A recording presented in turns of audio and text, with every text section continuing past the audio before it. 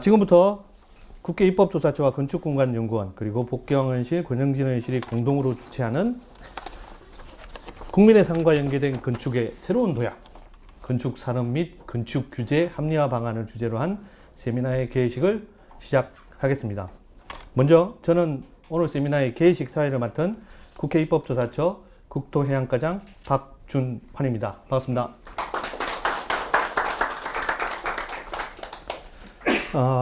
오늘 이 바쁘신 와중에도 이 더운 날씨에도 세미나에 참석해 주시고 행사를 빛내 주신 많은 분들을 소개해 올리겠습니다.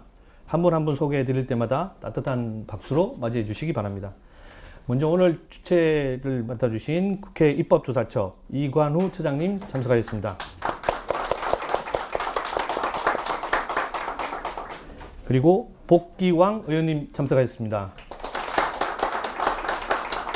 참고로 의원님께서는 22대 국회 후반기의 국토교통위원회 간사직을 맡아주셨습니다. 앞으로도 많은 도움 부탁드리겠습니다.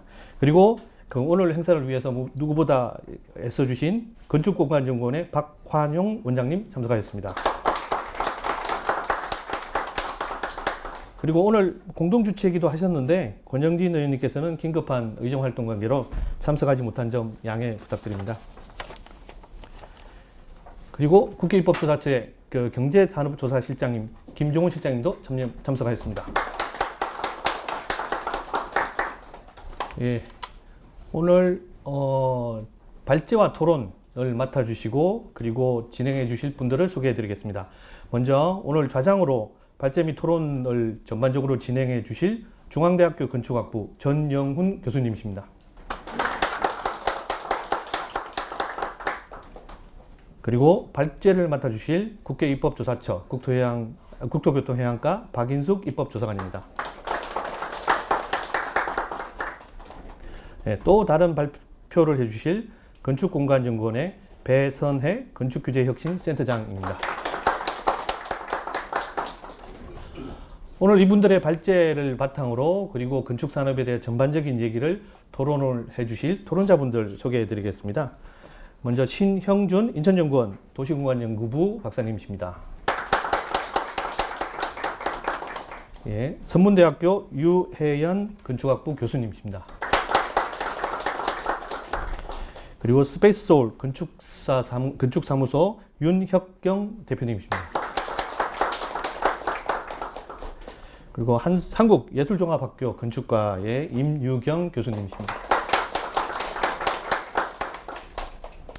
네, 다음은 이관우 국회 입법조사처장님께서 개회사를 해주시겠습니다. 네, 반갑습니다. 국회 입법조사처장 이관우입니다. 오늘 국민의 삶과 연계된 건축의 새로운 도약, 건축산업 및 건축규제 합리화 방안 토론회에 참석해 주신 많은 전문가 여러분들께 정말로 감사를 드립니다. 토론 함께 해주신 복기왕 의원님, 또 권영진 의원님, 건축공간연구원의 박환영 원장님께 특히 깊은 감사를 드리고요.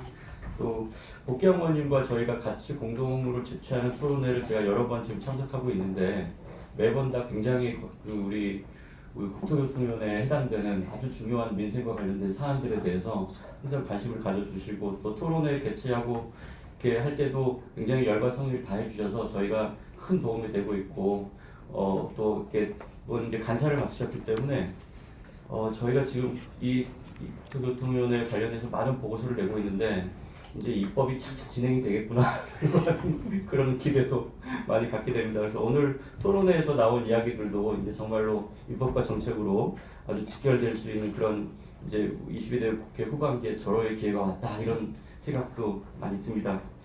그동안에 우리가 이 굉장히 압축적인 한국이 이 산업화 도시화 같은 것들을 잘 이뤄냈는데 다른 것들은 K컬처가 요즘에 전 세계적으로 굉장히 좀 세련되고 좀 자랑스럽고 이런 측면이 있는데 건축도 과연 그런 수준인가 라고 하는 생각이 많이 들더라고요. 어제 보니까 BTS가 그래미상에서 이렇게 아시아 분야를 따로 떼내가지고 이렇게 BTS가 너무 상을 많이 받을까봐 그랬던 모양인데 하니까 BTS가 우리는 작품을 출품하지 않겠다 그래가지고 어떤 분이 이렇게 평가를 하셨더라고요. 아주 좋은 만찬장에서 아시아인들이 너무 뛰어나니까 한쪽 테이블에 다 몰아넣으려고 하는 그런 행태를 보였다라고 얘기하는데, 근데 보니까 BTS가 그걸 딱 거부해 버리더라고요. 그래서 K컬처의 수준이 정말 이런 수준까지 올라왔구나. 상당히 우리 그 자부심을 느끼게 하는 그런 일들인데, 이런 일들이 건축에서도 일어나면 얼마나 좋을까라고 하는 생각이 드는데, 뭐 좀 이따 발제의 내용을 잘 미리 좀 살펴봤습니다만, 우리는 여전히 일본에 비해서도 그런 수준에 가고 있지 못하구나 하는 그런 안타까움이 있어서, 아마 이런 부분들을 좀 정말 크게 우리가 좀 깊이 각성하고 개선해야 되겠다라고 하는 차원에서 오늘 토론회가 이렇게 만들어졌다고 생각을 합니다. 우리 국회에서 건축기본법도 건축서비스산업진흥법도 제정을 했는데, 그 법이 제정된 만큼의 효과가 실제로 나고 있는지, 저희가 이 법을 만들 때도 상당히 중요하지만, 법을 만들고 나서 저희가 하고 있는 일 중에 하나가 입법 영향 분석도 합니다. 그래서 그 입법이 국회에서 한 것이 실제로 잘 애초에 의도한 대로 제대로 실행되고 있는가라고 하는 것을 볼 때 아쉬움이 많다, 이런 생각이 좀 들고, 우리 전담기구가 부재하고 또 관련 통계도 상당히 부실하고, 그리고 건축사의 역할과 책임이나 건축 행정의 비합리적 어떤 규제, 이런 부분을 좀 개선해야 되겠다는 생각이 많이 들고요. 그래서 오늘 이 토론회에서 좋은 말씀을 많이 주시면 저희 입법수사처가 많은 관심을 이 부분에 대해서 갖고 있기 때문에 저희가 보고서로도 좀 작성을 해서 발표도 하고, 그리고 계속해서 입법 제안을 해서 앞으로 이 부분에 대해서 많은 성과가 날 수 있도록 저희가 노력하겠다는 그런 약속을 드리겠습니다. 고맙습니다. 다음은 복귀왕 의원님께서 환영사 해주시겠습니다. 네, 반갑습니다. 박기왕입니다. 우리 입법조사처에서 공동 개최 요청을 해주셔서 영광스럽게 이제 이 자리에 섰습니다. 잘 듣고 배워서 입법으로 연결할 수 있도록 노력하겠습니다. 며칠 전에 우리가 공공청사 관리 효율을 위한 기본법 제정을 준비를 하면서 우리 박환용 원장님과 바로 이 자리에서 토론을 함께 했었습니다. 그러면서 우리 건축이 옛날 건축, 옛날 건설이 아니라 정말 미래의 우리 국가 경쟁력의 하나로 성장시켜야 되고, 그러기 위한 여러 가지의 지점에서 규제라면 규제, 혹은 뭐 국가의 지원이라면 지원 형태로 무엇인가 나타나야 되는데, 그게 잘 안 되고 있는 것이 오늘의 현실입니다.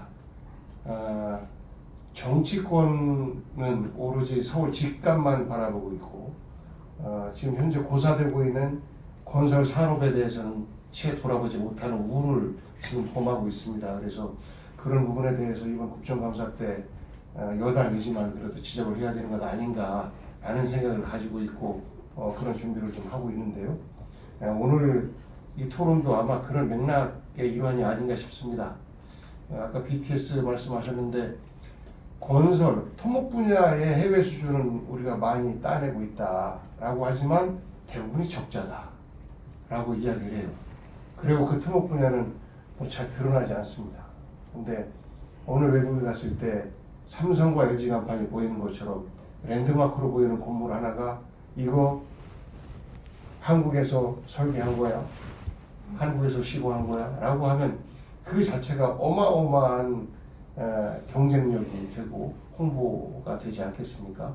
저는 그러한 길을 향해서 함께 노력해야 되고, 그 길에 우리 박한용 원장님을 비롯해서 오늘 발제해 주시는 여러 선생님들 또 전문가분들께 깊이 감사드리고, 저희는 전문가 아니지 않습니까? 그래서 요청드립니다. 잘 가르쳐서 잘 써먹어 주십시오.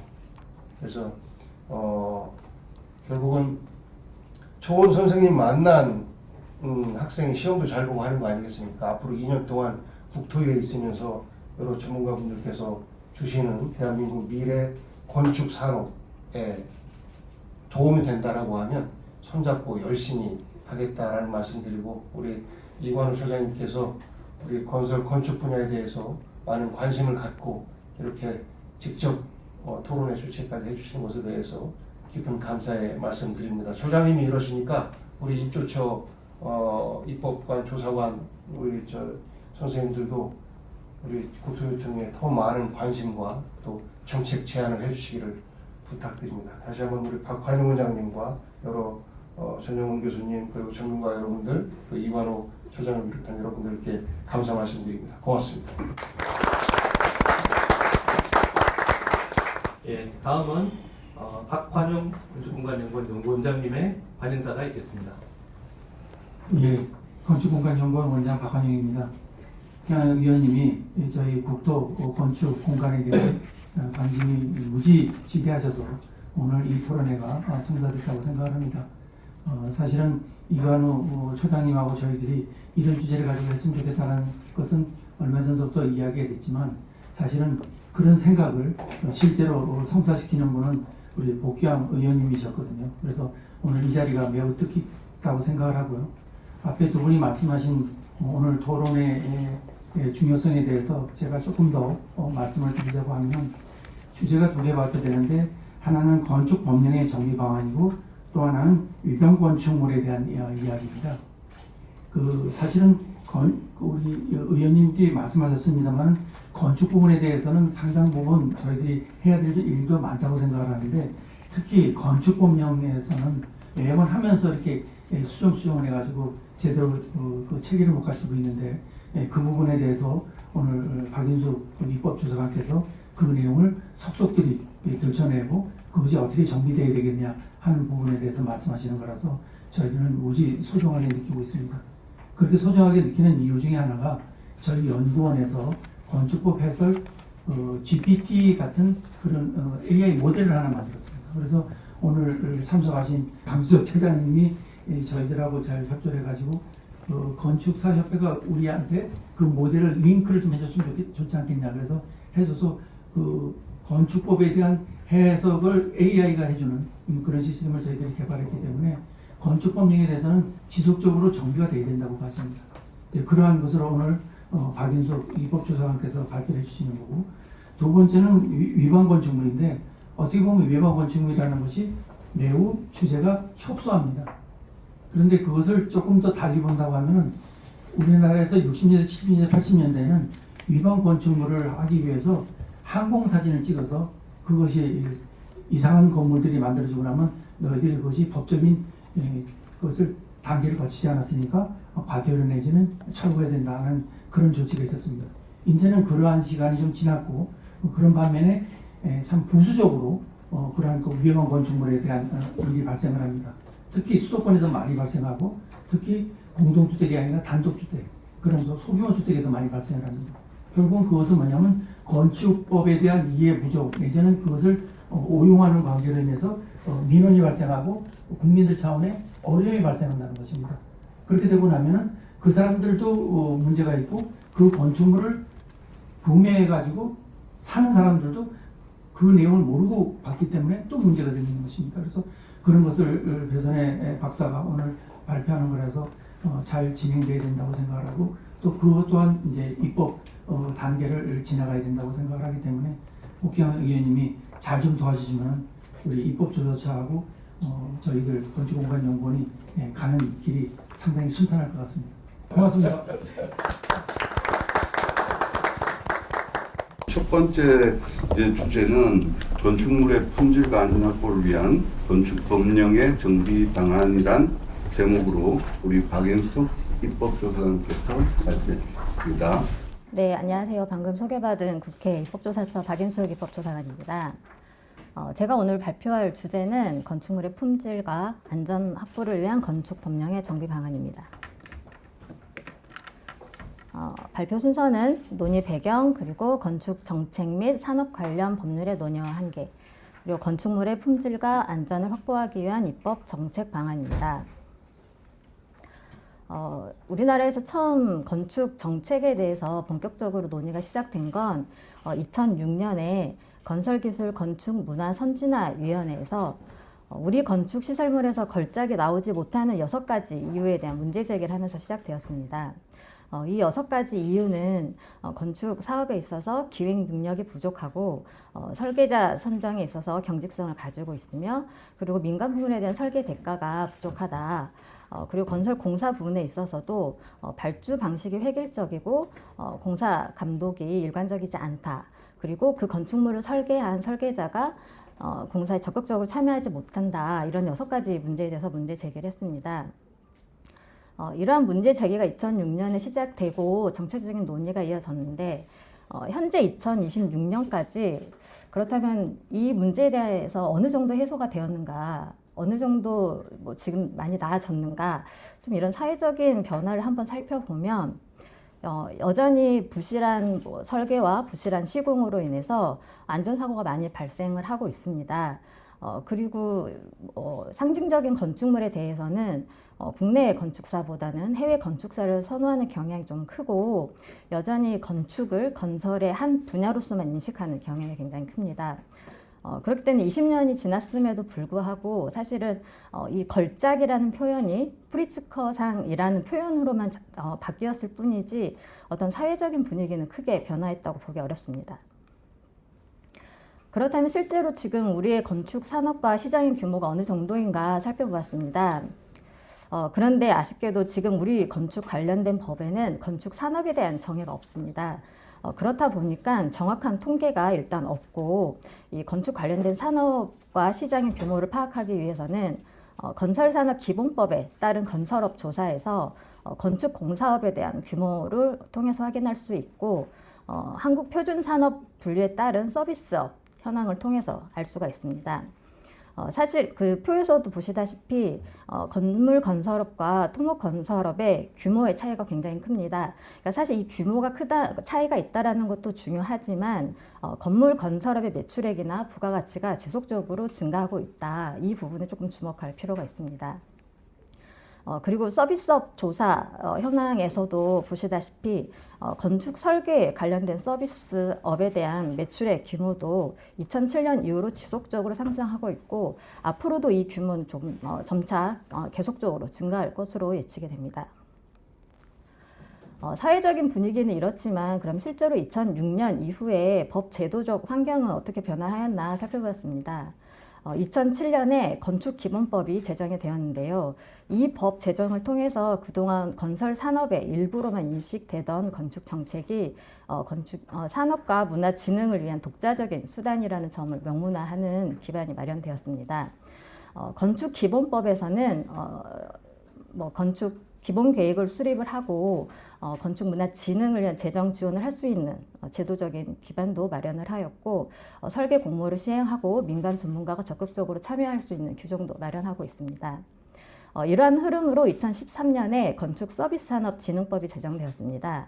건축 서비스라고 하는 것은 건축물을 조성하는 데 있어서 필요한 연구 개발이나 조사 분석 그리고 기획, 계획, 설계, 시공, 감리, 유지 관리까지 이 건축물 전반의 그 라이프 사이클을 관리할 수 있는 행위를 건축 서비스로 정의를 하고 있습니다. 이 진흥법에서는 기본 계획을 수립을 하고 그리고 중요한 건 건축 서비스 산업에 대한 실태 조사를 실시하도록 규정을 하고 있습니다. 그리고 가장 특징적인 건 건축물에 대한 지식재산권을 보호할 수 있는 규정이 들어가 있고요. 설계 공모를 활성화를 하고 이 모든 것을 지원할 수 있는 공공지원센터와 건축진흥원을 설립할 수 있는 규정도 들어가 있습니다. 그리고 이 법이 제정된 이후에 의미 있는 개정이 한 차례 이루어졌는데요. 2018년에 공공건축물에 대해서 건축기획을 수행을 하도록 법률이 개정이 되었습니다. 건축기획이라는 것이 왜 중요하냐? 그 당시의 심사 보고서에서는 이렇게 얘기를 하고 있습니다.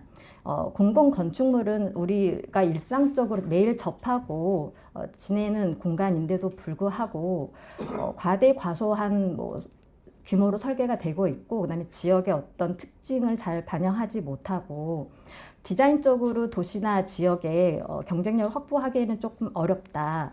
이런 건축물이 양산이 되는 것은 이 건축 사업을 시작을 할 때 초반에 이런 문제가 발생을 하기 때문에 이 초반에 건축 기획을 수행을 함으로써 그 건축물의 어떤 품질과 성능과 품격을 확보하는 좋은 건축물을 만들 수 있도록 하자 하는 취지로 건축 기획이 도입이 되었습니다.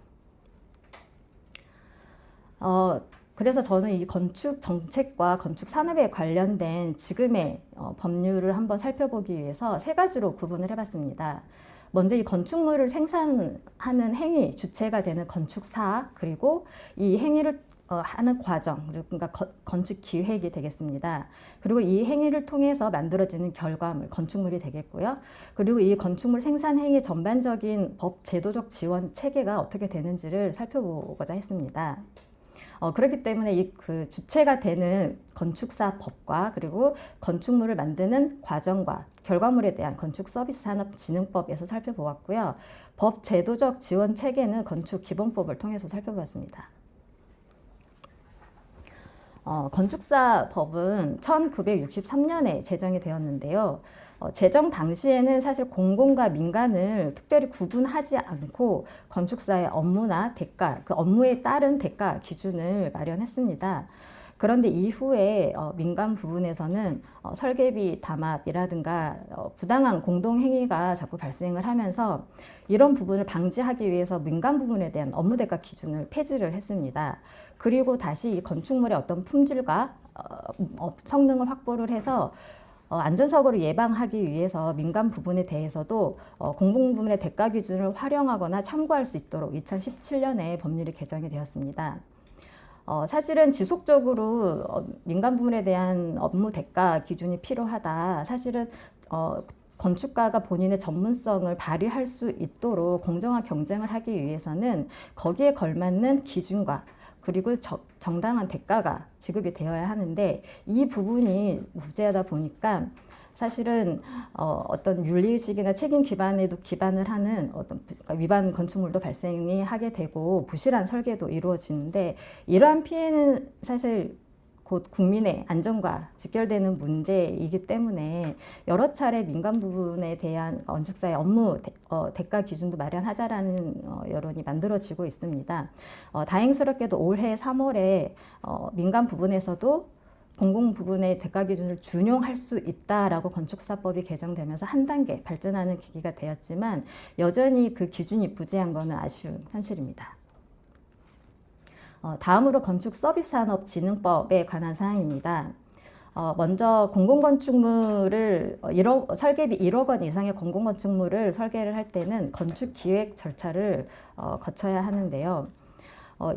건축기획 단계는 사전 검토를 통하고 이 사전 검토 이후에 공공건축 심의 그런 다음에 설계 공모를 거치게 되는데 이 사전 검토 단계에서는 이 건축 기획이 도입된 취지대로 이 공공 건축물로서의 이 건축물이 가지는 어떤 디자인적인 측면, 심미적인 측면, 그리고 이 주변의 지역과 유사 시설과의 어떤 연계 활용이라든지 차별화 방안, 그리고 지역 활성화에 대한 기여, 그리고 지역과 도시의 경쟁력을 확보할 수 있는 방안 등을 미리 검토를 하게 됩니다.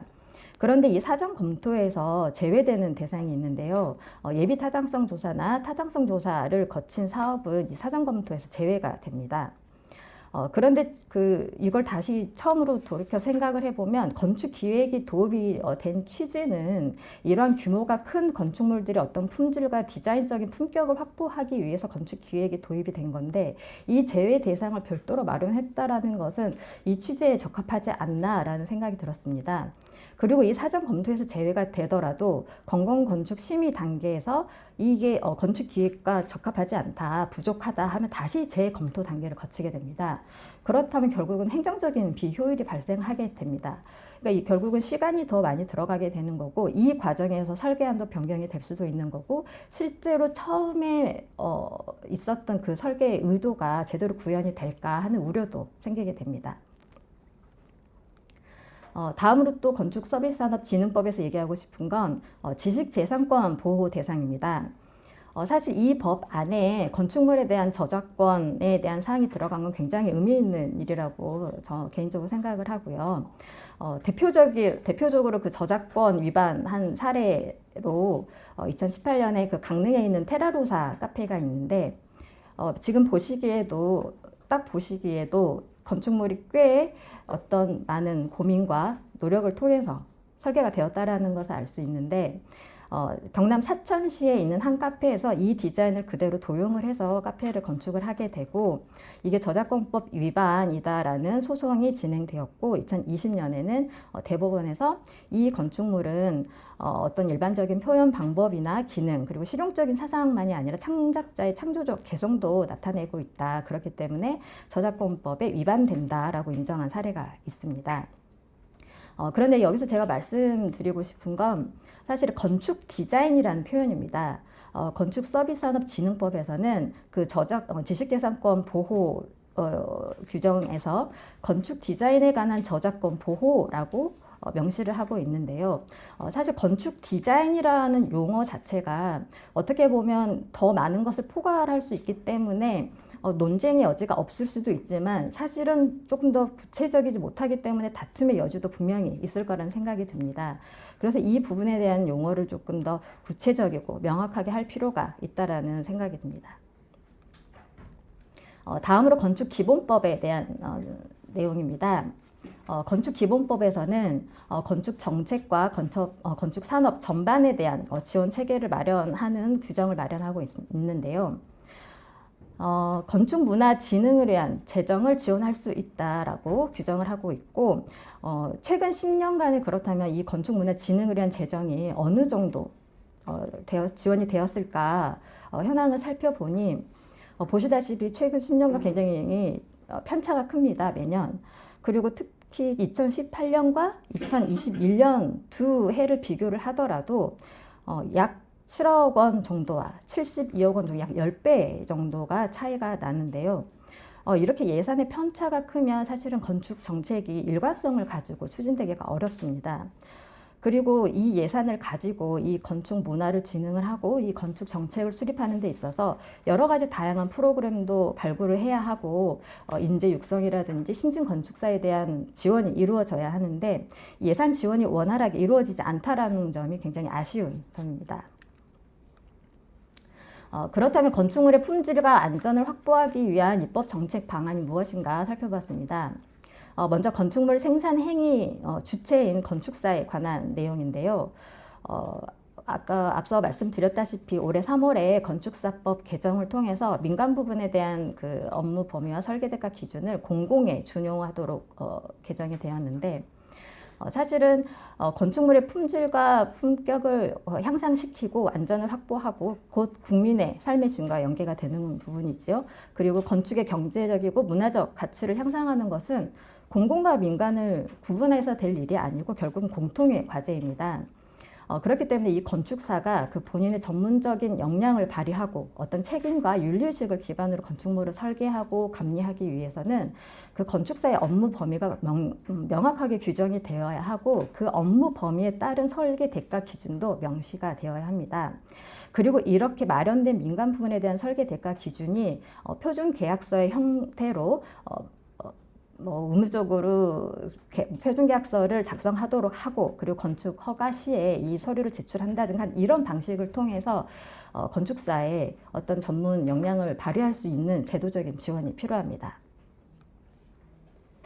다음으로 건축서비스산업진흥법입니다. 건축물의 생산 행위 과정에서 앞에 말씀드렸다시피 건축기획 절차인데요.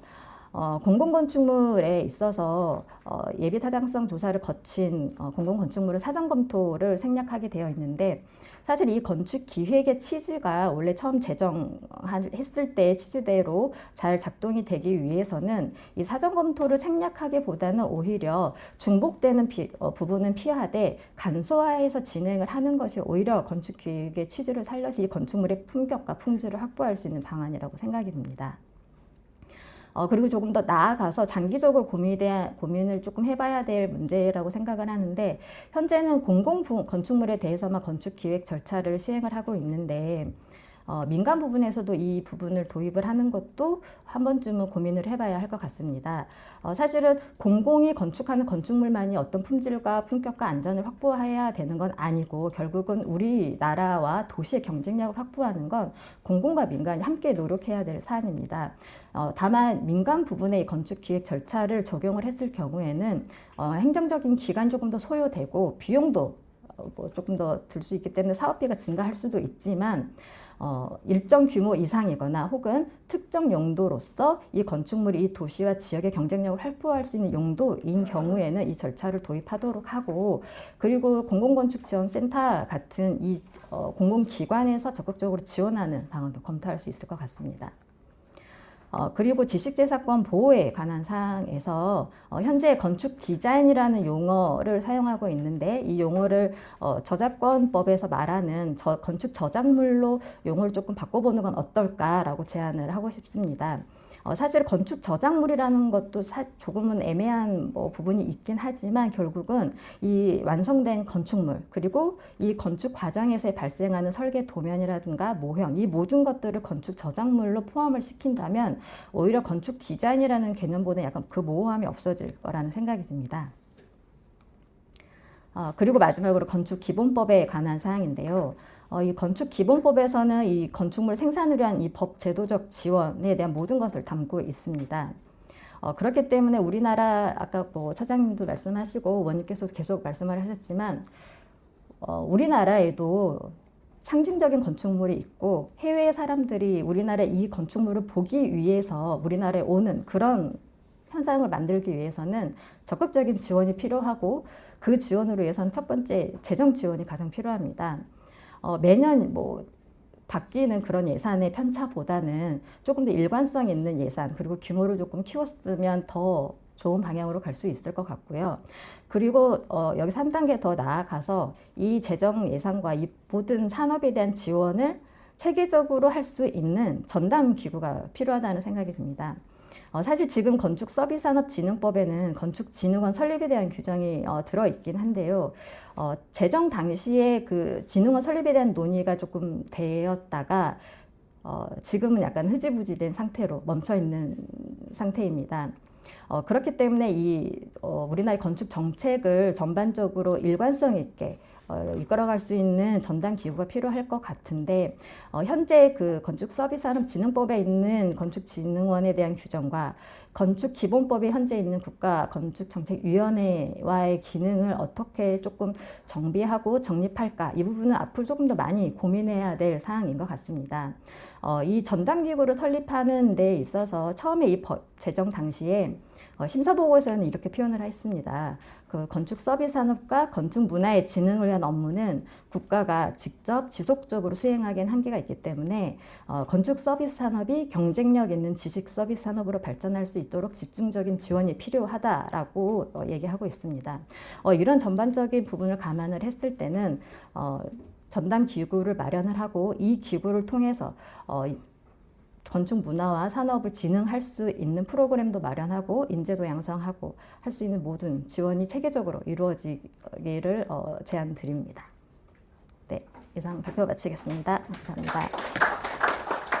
다음 발표 내용은 이제 국민 생활 불편 해소를 위한 현장 체감형 건축 규제 개선 방안 이런 제목으로 우리 대선의 건축 규제 혁신 센터장님께서 발제를 해주시겠습니다. 네, 안녕하십니까. 건축공간연구원의 배선혜입니다.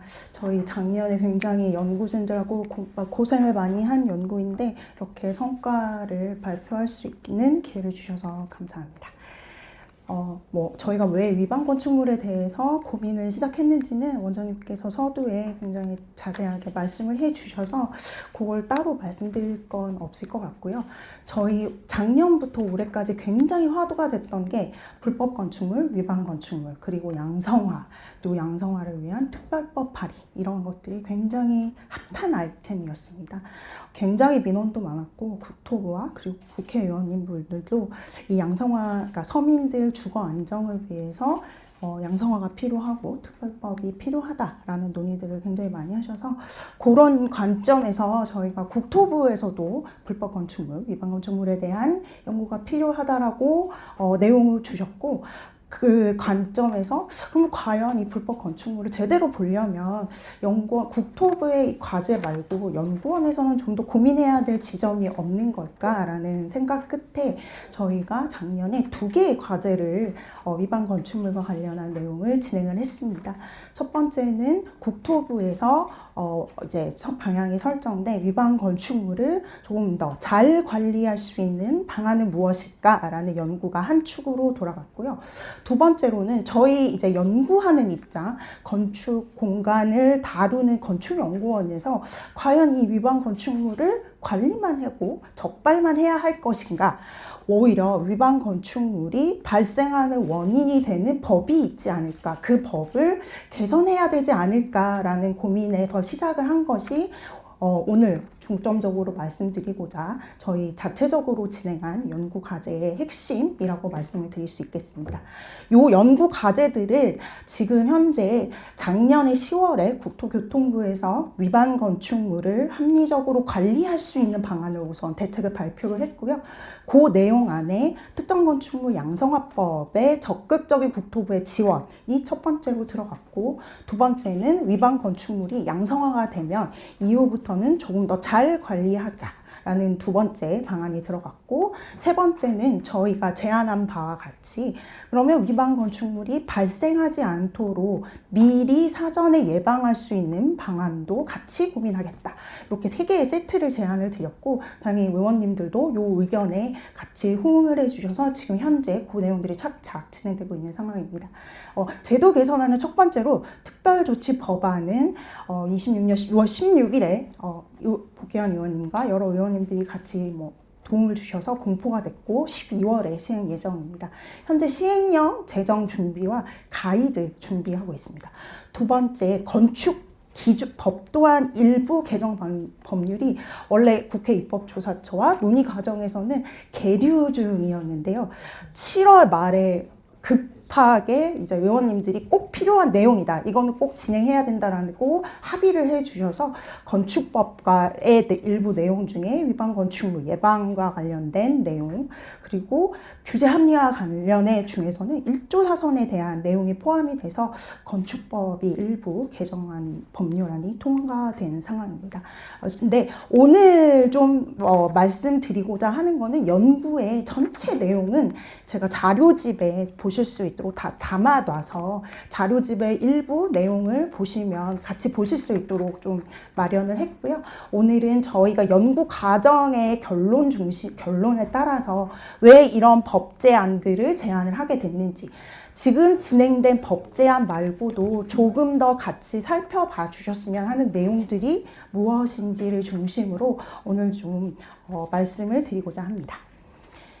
연구의 배경은 서두에 말씀드린 것처럼 현재의 적발과 처벌 중심의 위반 건축물은 한계가 있다. 하지만 위반 건축물은 실제 국민들의 생활이 집중되어 있는 공간 환경에 영향을 미치므로 위반의 다수 행위에 대해서 단순히 관리만 할 것이 아니라 조금 더 적극적으로 대응하고 위반 건축물의 발생의 원인이 되는 제도와 정책을 조금 더 개선하는 방안을 고민해 보자라는 것이었습니다. 이에 이러한 배경에 따라서 저희 연구는 첫 번째, 소규모 건축물에서 발생하는 위반 행위 유형과 발생 요인이 무엇인가를 좀 검토하는 것이고요. 두 번째는 위반의 유형별로 이걸 조금 더 개선할 수 있는 선제적인 대응 방안 혹은 정책적인 방안은 무엇인가를 제안해 보고자 하였습니다. 두 번째로는 그럼 위반 건축물과 관련한 법, 제도, 현황들이 어떻게 되어 있는가도 살펴보았는데요.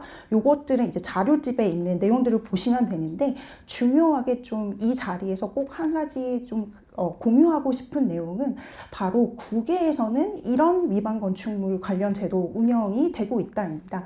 미국 같은 경우에도 우리나라와 마찬가지로 위반 건축물에 대한 문제들을 고민을 하고 있습니다. 하지만 역시 미국도 위반 건축물을 강하게 관리하고 굉장히 1단위로 이행강제금을 물리는 굉장히 강력한 규제들을 시행하고 있는 것은 맞습니다.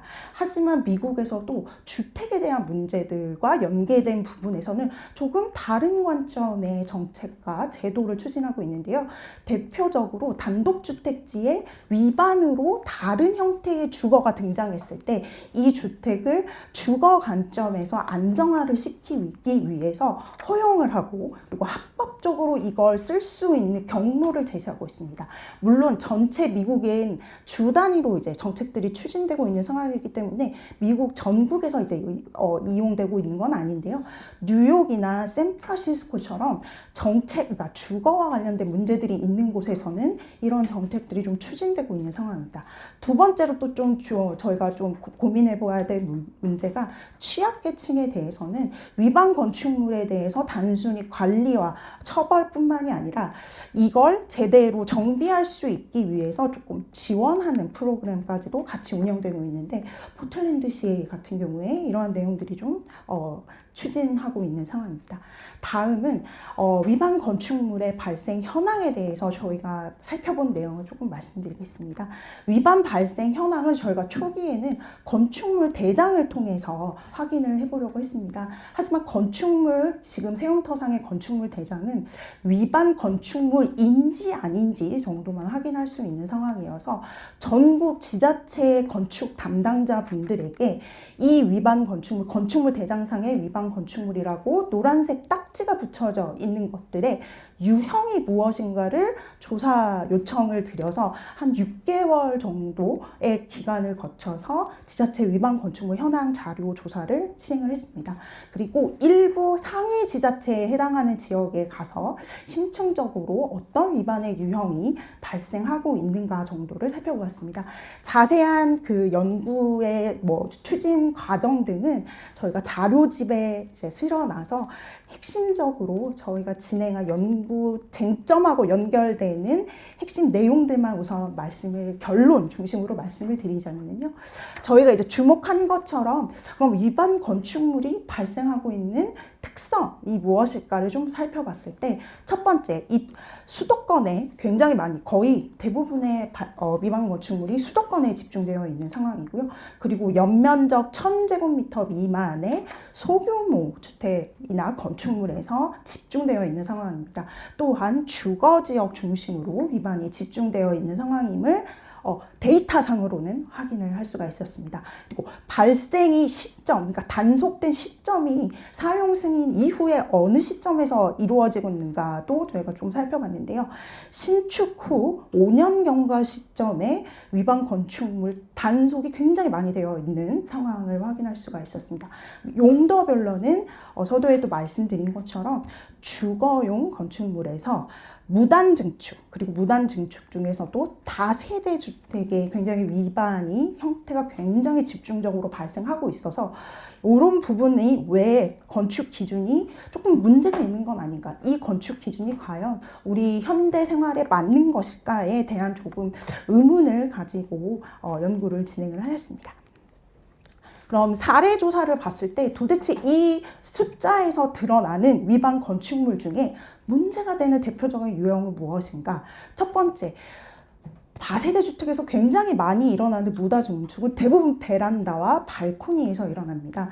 그 내용들을 살펴봤을 때 저희 우리나라에서 건축법에서 1조의 영향을 좀 막기 위해서 건축법에는 1조 사선 기준을 운영하고 있는데 1조 사선에 따라서 그러니까 4층 이상의 건물에는 계단형 형태의 건물이 발생을 하고 계단형 형태가 발생함으로 인해서 애매하게 남아있는 공간들을 사람들은 겉을 견고한 자재를 활용을 해서 벽체를 구성하고 내부를 내가 원하는 공간으로 무단적으로 활용하고 이것들이 위반으로 형태로 지금 계속적으로 발생하고 있습니다. 이건 2호선의 관악구 아니면 광진구 이런 식으로 월세들이 많이 필요한 공간들이 좀 집중되어 있는 상황을 확인할 수가 있었습니다. 그리고 두 번째로 많이 이루어지고 있는 것이 이거는 지자체의 서울보다는 지자체 그 담당자 공무원들이 굉장히 좀 어려움을 겪고 있는 부분인데요. 옥상층, 그러니까 노후된 2층 정도의 단독주택에 옥상이나 외부 계단이 설치가 되어 있는 경우에 이 부분에 물이 들이칩니다. 비가 오게 되면 물이 들이칩니다. 그리고 혹은 누수되는 부분들이 많기 때문에 이 부분에 무단으로 지붕을 설치를 해서 내가 조금 더 편한 공간으로 사용하려는 시설 경향들이 조금 더 발생하고 있습니다. 그리고 불법 용도 변경에 대한 부분들도 조금 최근에 문제가 되고 있는데요. 바로 아마 한 번쯤 자주 들어보셨을 만한 근생주택이라는 형태가 발생을 하고 있습니다.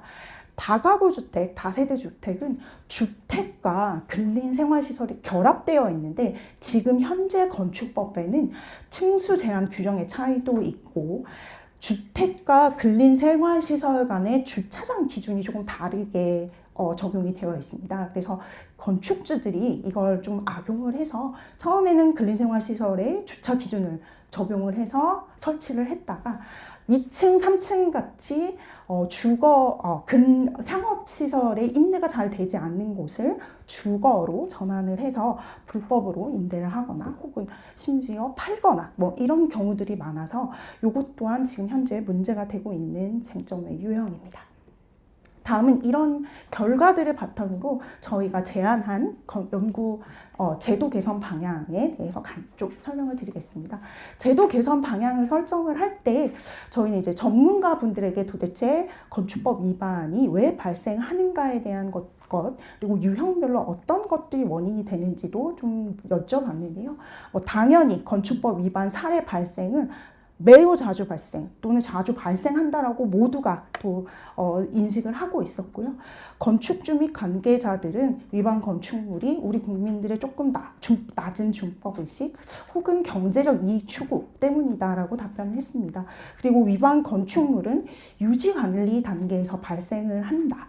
하지만 저희가 이제 또 좀 주목할 만한 의견은 위반 행위들이 계획 및 허가 단계에서 이미 기획되고 있다라는 점들을 지적해 주셨다는 것들도 저희가 좀 눈여겨볼 만한 부분이었습니다. 그리고 저희가 그럼 위반 유형별로 어떤 발생 빈도는 어떤지 그리고 개선 용이성은 어떤지 정말 이게 어떤 부분에서 굉장히 더 안전도에 위험을 미치는지도 여쭤보았는데요. 주로 위반 유형은 무단 증축이 가장 많이 발생한다고 답변을 주셨고 위반 건축물 유형별로 개선 가능성은 무단 대순선 중 주요 구조부 개선이 가장 복구가 힘든 유형이다라는 답변을 주셨습니다. 하지만 저희가 이제 옆에 그 다이어그램으로 정리를 해놨듯이 여러 위반 건축물의 유형이 있지만 이 위반 건축 유형별로 발생의 빈도 안전, 위험도, 개선의 가능성 등은 모두 다 개별적인 특성을 가지고 있고 하나의 어떤 방향성을 가지고 있지 않음은 좀 확인할 수가 있었습니다. 이런 측면에서 또한 위반 건축물 관련 전문가 인식에서도 건축 기준 합리화를 통해서 위반 건축물에 대한 조금 더 적극적인 대응이 좀 필요하지 않겠는가라는 의견들을 주셨습니다.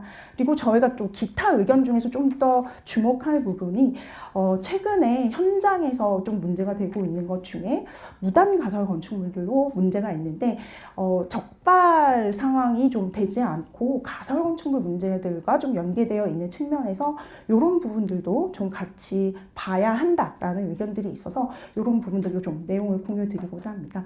그래서 저희가 이런 여러 가지 연구 결과와 좀 전문가 설문들을 바탕으로 설정한 것은 이제 위반 건축물을 단순히 뒤쫓아 다니면서 채찍을 들고 할 것이 아니라 사전에 이 부분들을 예방하고 지원하고 통합적으로 관리할 수 있는 정책 패러다임의 전환이 좀 필요한 상황이라고 보여집니다. 그런 측면에서 단순히 위반 건축물이라는 큰 덩어리로 볼 것이 아니라 성격과 특성이 조금 다른 것들을 유형별로 맞춤형으로 대응을 하고 또한 지금 저희가 이제 세움터 자료들을 보면서 이게 굉장히 자료들이 좀 구축이 잘 안 돼 있고 지자체 현장 조사를 하면서도 굉장히 자료 구축의 문제들을 좀 많이 느꼈는데 이런 체계적 자료 구축하고 그리고 지자체 공무원만을 오는 이 대다수의 이 위반 건축물을 좀 해결하기가 어려운 상황이기 때문에 조금 더 다양한 관계자들과 협업을 통해서 효율적으로 관리할 수 있는 방안들도 좀 마련해야 되지 않을까라는 제안을 생각을 하였습니다. 그런 측면에서 첫 번째로는 위반의 유형별로 위험 등급, 발생 빈도, 개선 용이성 등의 특징을 바탕으로 위반 유형별 등급화할 수 있는 방안을 좀 제안을 했고요. 맞춤형으로 하기 위해서는 모든 위반 건축물을 하나의 통합으로 볼 것이 아니라 집중 관리 대상을 선별을 해서 오히려 우리의 행정력을 좀 집중할 수 있는 방안을 좀 마련하는 것을 제안을 하였습니다. 그리고 두 번째로는 쟁점별로 좀 꼭 제도 개선이 필요한 내용들을 제안을 했는데요. 첫 번째는 일조권이었습니다. 저희가 대안 1과 대안 2로 좀 검토를 해서 사후 입법 영향 평가의 관점에서 시뮬레이션까지도 제안을 했었는데요. 마지막에 국토교통부에서 여러 가지 좀 검토 결과 이 의원님들하고 협의를 한 바로는 대안 2를 방향으로 해서 지금은 건축법 개정이 된 사항입니다.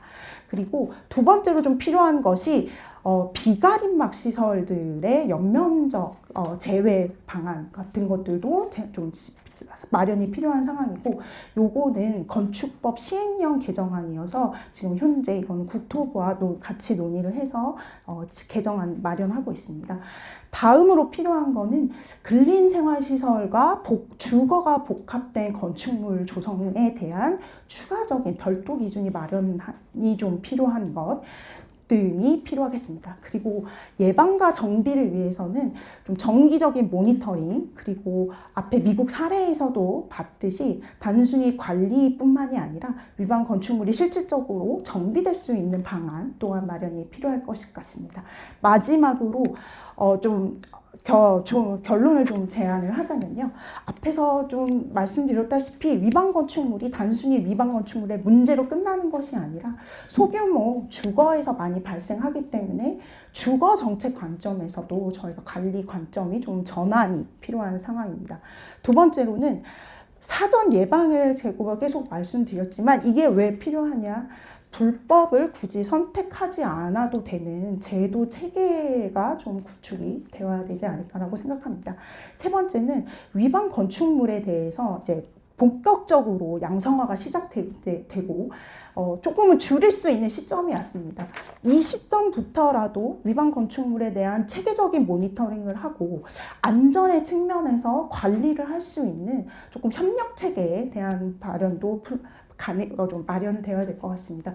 그런 측면에서 국토부나 지자체는 이러한 내용들을 지금 현재 행정만으로도 좀 관리하기는 벅찬 부분이 있기 때문에 특별법에는 그 별도의 센터를 운영할 수 있도록 지정이 들어갔긴 하지만 지금 특별법은 한시법이기 때문에 그런 모니터링을 체계적이고 장기적으로 할 수 있는 시스템은 아닙니다. 따라서 이거를 장기적인 관점에서 좀 같이 협력할 기구 혹은 모니터링 체계 마련들도 필요할 것이라고 생각이 됩니다. 네, 이상 발표 마치겠습니다. 감사합니다. 오늘 여러분 경험하셨겠지만 오늘 발제 내용에 관한 우리 토론자분들의 의견도 있으시고 또 참여하신 분들의 또 진행과 취한도 필요할 것 같습니다. 그래서 먼저 이제 토론자분들께서는 좀 하실 말씀을 준비하셔야 될 것 같은데 지금 안건이 두 건이잖아요. 예, 그래서 두 건을 뭐 각각 따로 진행하기보다는 일단은 또 본인의 전문성이 있어서 말씀을 좀 더 하실 주제도 있으실 것 같고, 그래서 두 개를 다 말씀하셔도 좋고 특정 발제 주제에 관해서 말씀해 주셔도 좋을 것 같습니다.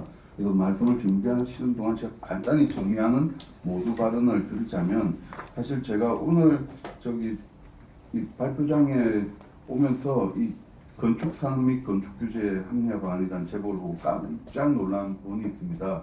왜냐하면 아까 발제자 박인숙 조사관님도 말씀해 주셨지만 건축산업이라는 용어가 우리 사회에 흔치도 않고 사실은 이게 법적 용어도 아니거든요. 합법화되지 않는 용어입니다. 그런데 아까 통계 자료에도 나와 있지만 이제 2020년대 기준으로 건축 산업이 약 250조 원대 정도, 그다음에 토목 산업이 한 50에서 60조 원 정도. 어떻게 보면 5배 차이가 가까이 나는. 어떻게 보면 건축 산업과 토목 산업이 합쳐져서 건설 산업이거든요. 그런데 아직은 우리가 건설 산업이라는 용어에 익숙해 있고 또 그 법령의 기조가 1960년대 건설업법 제정 이후 또 그리고 1990년대 건설기술진흥법 등 서비스 용역 개정 이후 2020년이 다시 30년이 흘렀습니다. 총 60년이 흘렀죠. 그래서 뭐 저희 이번에 8기 국가건축정책위원회에서도 건축기본법 전면 개정 지금 그 작가 건축산업혁신법 가칭입니다. 일종의 건축산업이라는 용어를 처음으로 법정 용어로 정의하고 그 산업에 대한 또 육성, 보호, 지원 등을 담은 입법을 마친 준비를 한참 하던 중에 이런 발전 내용을 국회에서 먼저 마련해 주셔서 제가 그래서 깜짝 놀랐습니다. 그리고 이제 저희 가을에 아마 새로 22대 국회교통위원회 이제 구성이 되고 또 저희들도 열심히 건축계의 발전이지만 결국 나아가 국가의 발전에 기반이 되는 중요한 법안에 대한 입법이 준비되고 있기에 굉장히 시의적절했던 첫 번째 발제라고 생각이 되고요. 그 다음에 좀 달라 보이지만 맥락이 두 번째가 위반 건축물에 관한 어떤 내용으로 어떻게 또 규제를 좀 해소하고 또 그런 위법 건축물이 나오지 않도록 할 것인가에 관한 얘기라서 좀 달라 보이지만 저는 굉장히 연관성이 있는 주제라고 봅니다. 왜냐하면 아까 첫 번째 주제로 돌아가서 거기에 이제 우리가 보통 현재 건설산업법 주로 표준화와 효율화, VE 설계 등으로 대변되는 이런 기관을 보면 그 특성상 우리 건축이 250조의 산업 중에 한 85% 정도가 현재까지도 민간 건축물입니다. 공공이 아니고 두목은 다 공공 건축물인데 그다음에 또 물량으로서는 90%에 가깝고 금액으로서 50%에 가까운 부분이 660 이하의 소형 건축물입니다. 어떻게 보면 우리가 랜드마크를 제안한 것 같지만 사실 물량의 90%는 이런 소형 건축물에 집중되어 있는 현실에 현행 법령은 그 부분을 커버하지 못하고 있다. 그리고 그에 안에서 이제 양산되는 위반 건축물에 항상 규제하기만 하고 있다. 그래서 제가 또 위반 건축물의 특이한 사례가 여기 임유경 오늘 위원님도 계시지만 4년 정도 우리가 국토부의 규제개혁위원회를 제가 활동을 했는데 거의 한 물량의 몇십 프로가 위반 건축물 사례로 들어옵니다, 실제로. 근데 이제 그거를 이제 좀 들여다보면 실제로 거기에 대한 특징 중에 우리가 형법이나 이렇게 뭔가 위반을 해서 처분하는 것들을 보면 대부분 그게 법인이든 사인이든 간에 어떻게 보면 사람에 대한 처벌이잖아요. 뭐 사기를 쳤다든지 뭐 아니면 뭐 강도를 했다든지. 그런데 위반 건축물은 물건이거든요. 제가 파악해 보면 물건에 대한 처벌은 자동차나 이런 건축물 몇 개밖에 안 돼요. 그런데 그러다 보면 가령 어떤 건생 상가가 있다.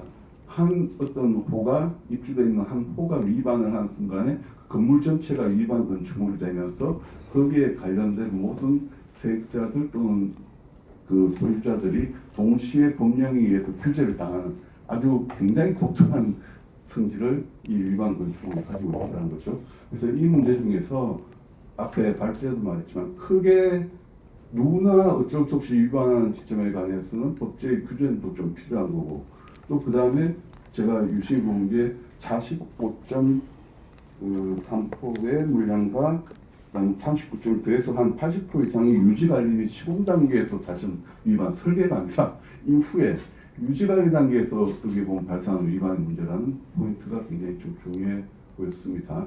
그래서 일단 제가 이제 발제자분들 준비하는 사이에 두 건이 좀 연관성 있는 주제였다는 말씀을 드리고자 모두 발언을 좀 길게 했습니다. 그럼 어떻게 어느 부분부터 한번 말씀을 해주실까요?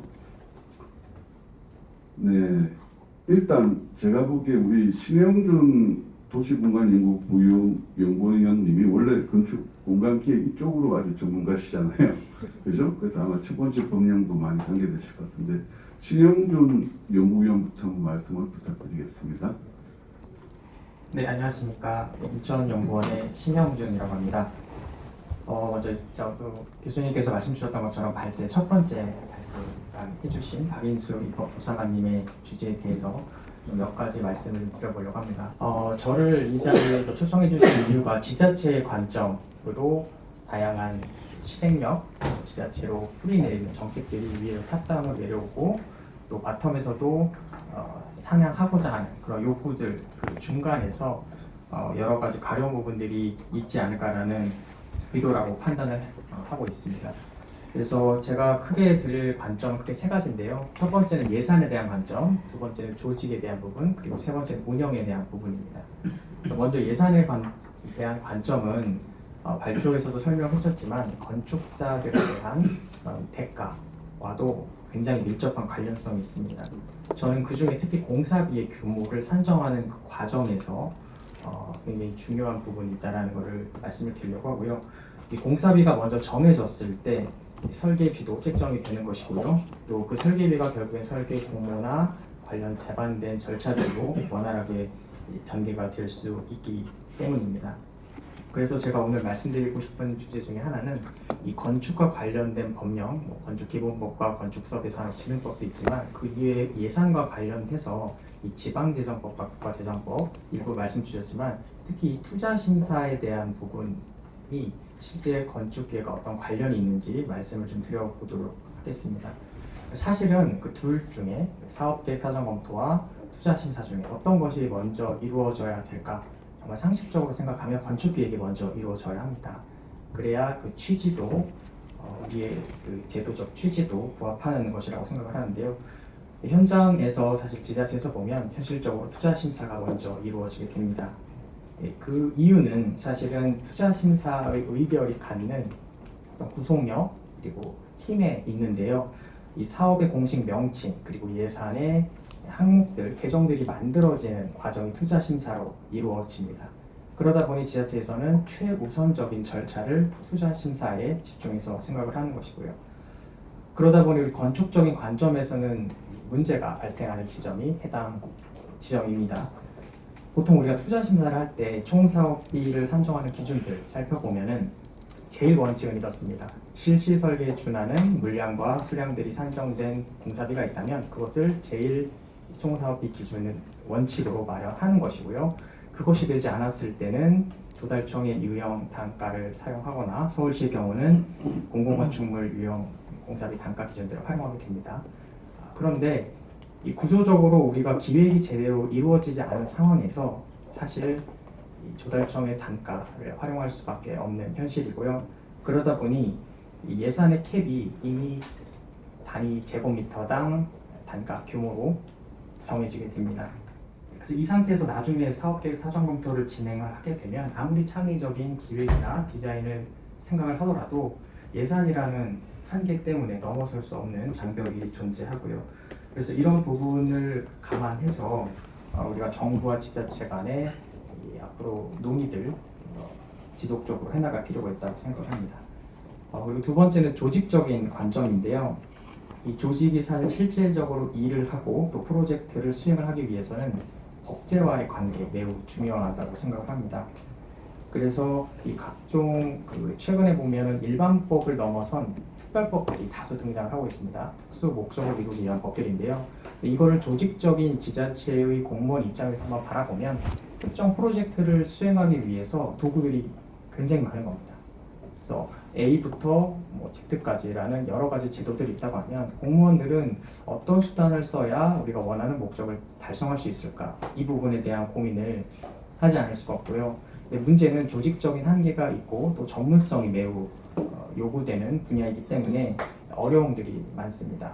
잘못해서 적절하지 않은 방식의 제도를 선택했을 때는 그로 인해서 시간적인, 예산적인 로스도 수반이 된다라고 볼 수가 있겠습니다.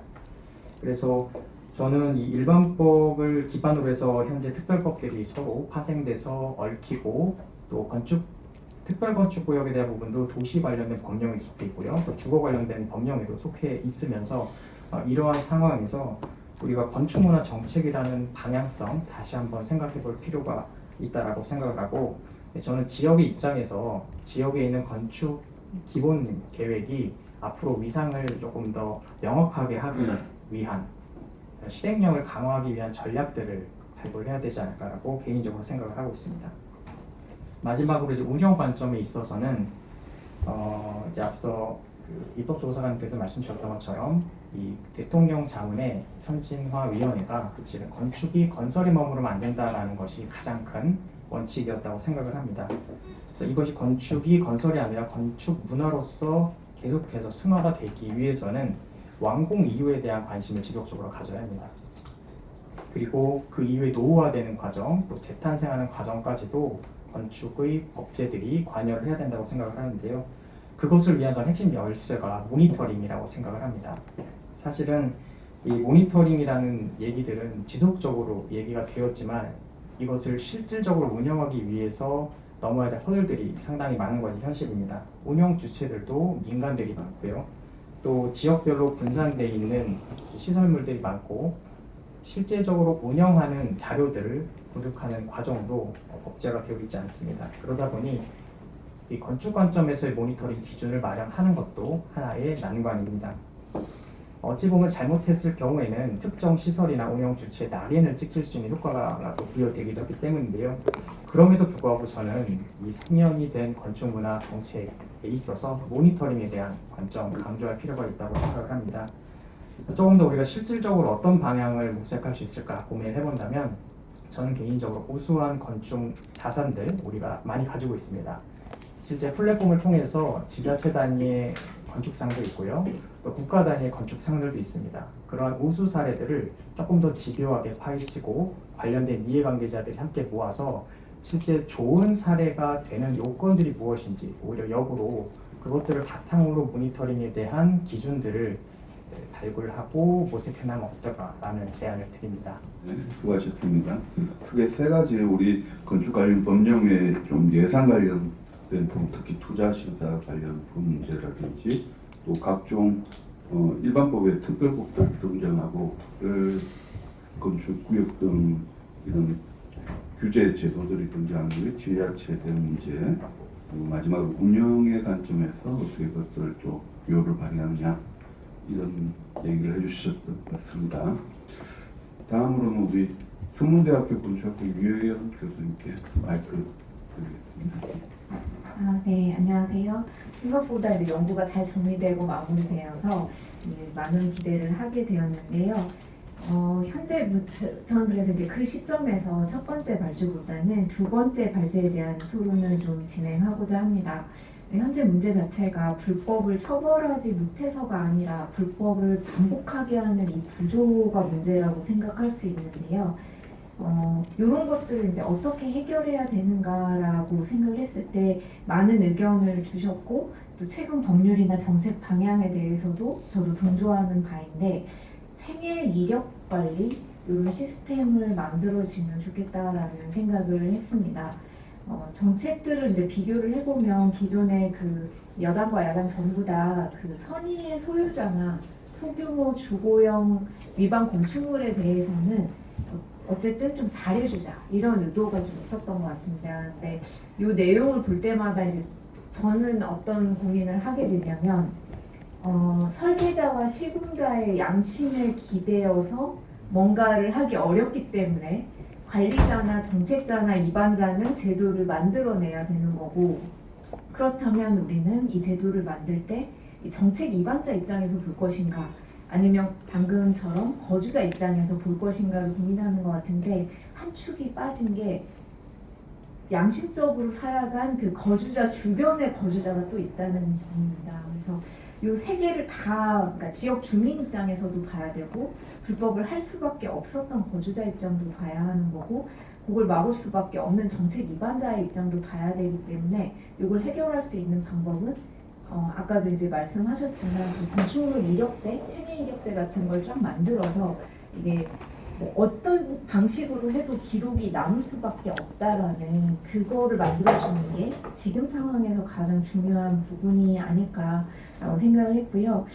그리고 이제 국외 아까 사례도 많이 말씀해 주셨는데 영국, 싱가포르, 미국 요즘 모든 국가들이 공통적으로 하고 있는 게 있다면은 관계기관이 모든 동향과 정보를 시스템화하고 구축하고 있다는 점입니다. 싱가포르 같은 경우에 통합심사 절차를 줄이고 검토를 하는 방식을 늘려가지고 올해 10월부터 하고 있는 부분도 있거든요. 소규모 건축물에 대해서는 저희가 해외를 따라가자는 게 아니라 충분히 저희도 그걸 관리할 수 있는 정도의 역량을 갖춘 시점이기 때문에 그 부분을 고민을 해줘야겠다라는 생각을 좀 하게 됐고요.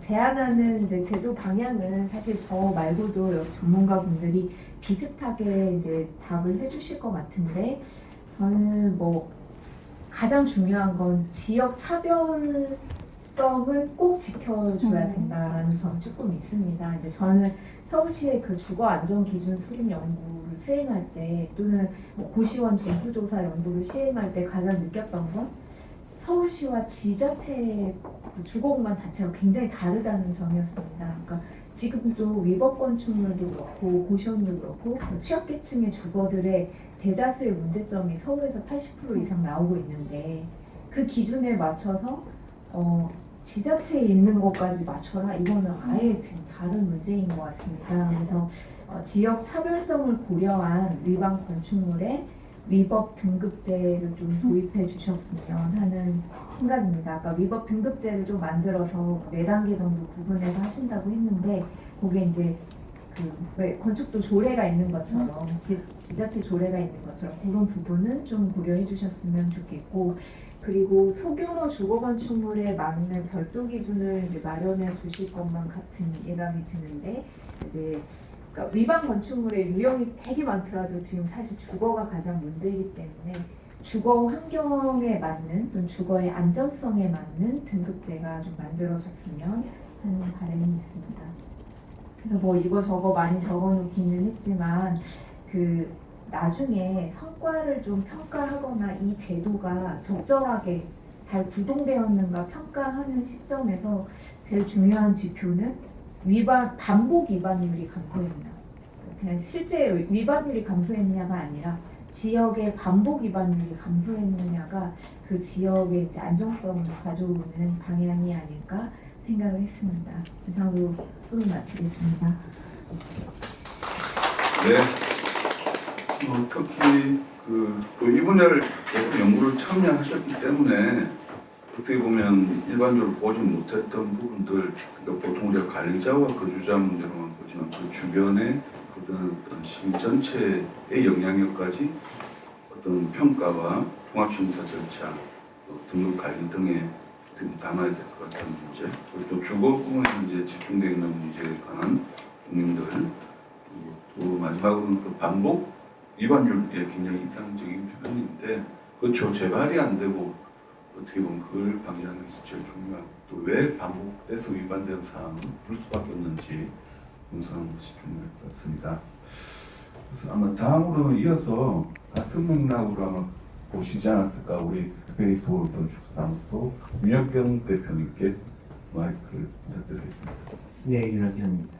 일단 설계 시장은 굉장히 열악합니다. 공부만 나름대로 지금까지 우리가 이제 건축기본법 2006년도부터 도입한 이래로 상당히 많은 개선을 통해서 어느 정도 뭐 설계비의 현실화, 시스템의 정비, 뭐 많은 부분을 지금 손을 봤지만 아직은 물론 불만사항은 좀 있지만 많이 개선됐다고 봅니다. 그러나 민간 시장은 20년 전이나 30년 전이나 똑같습니다.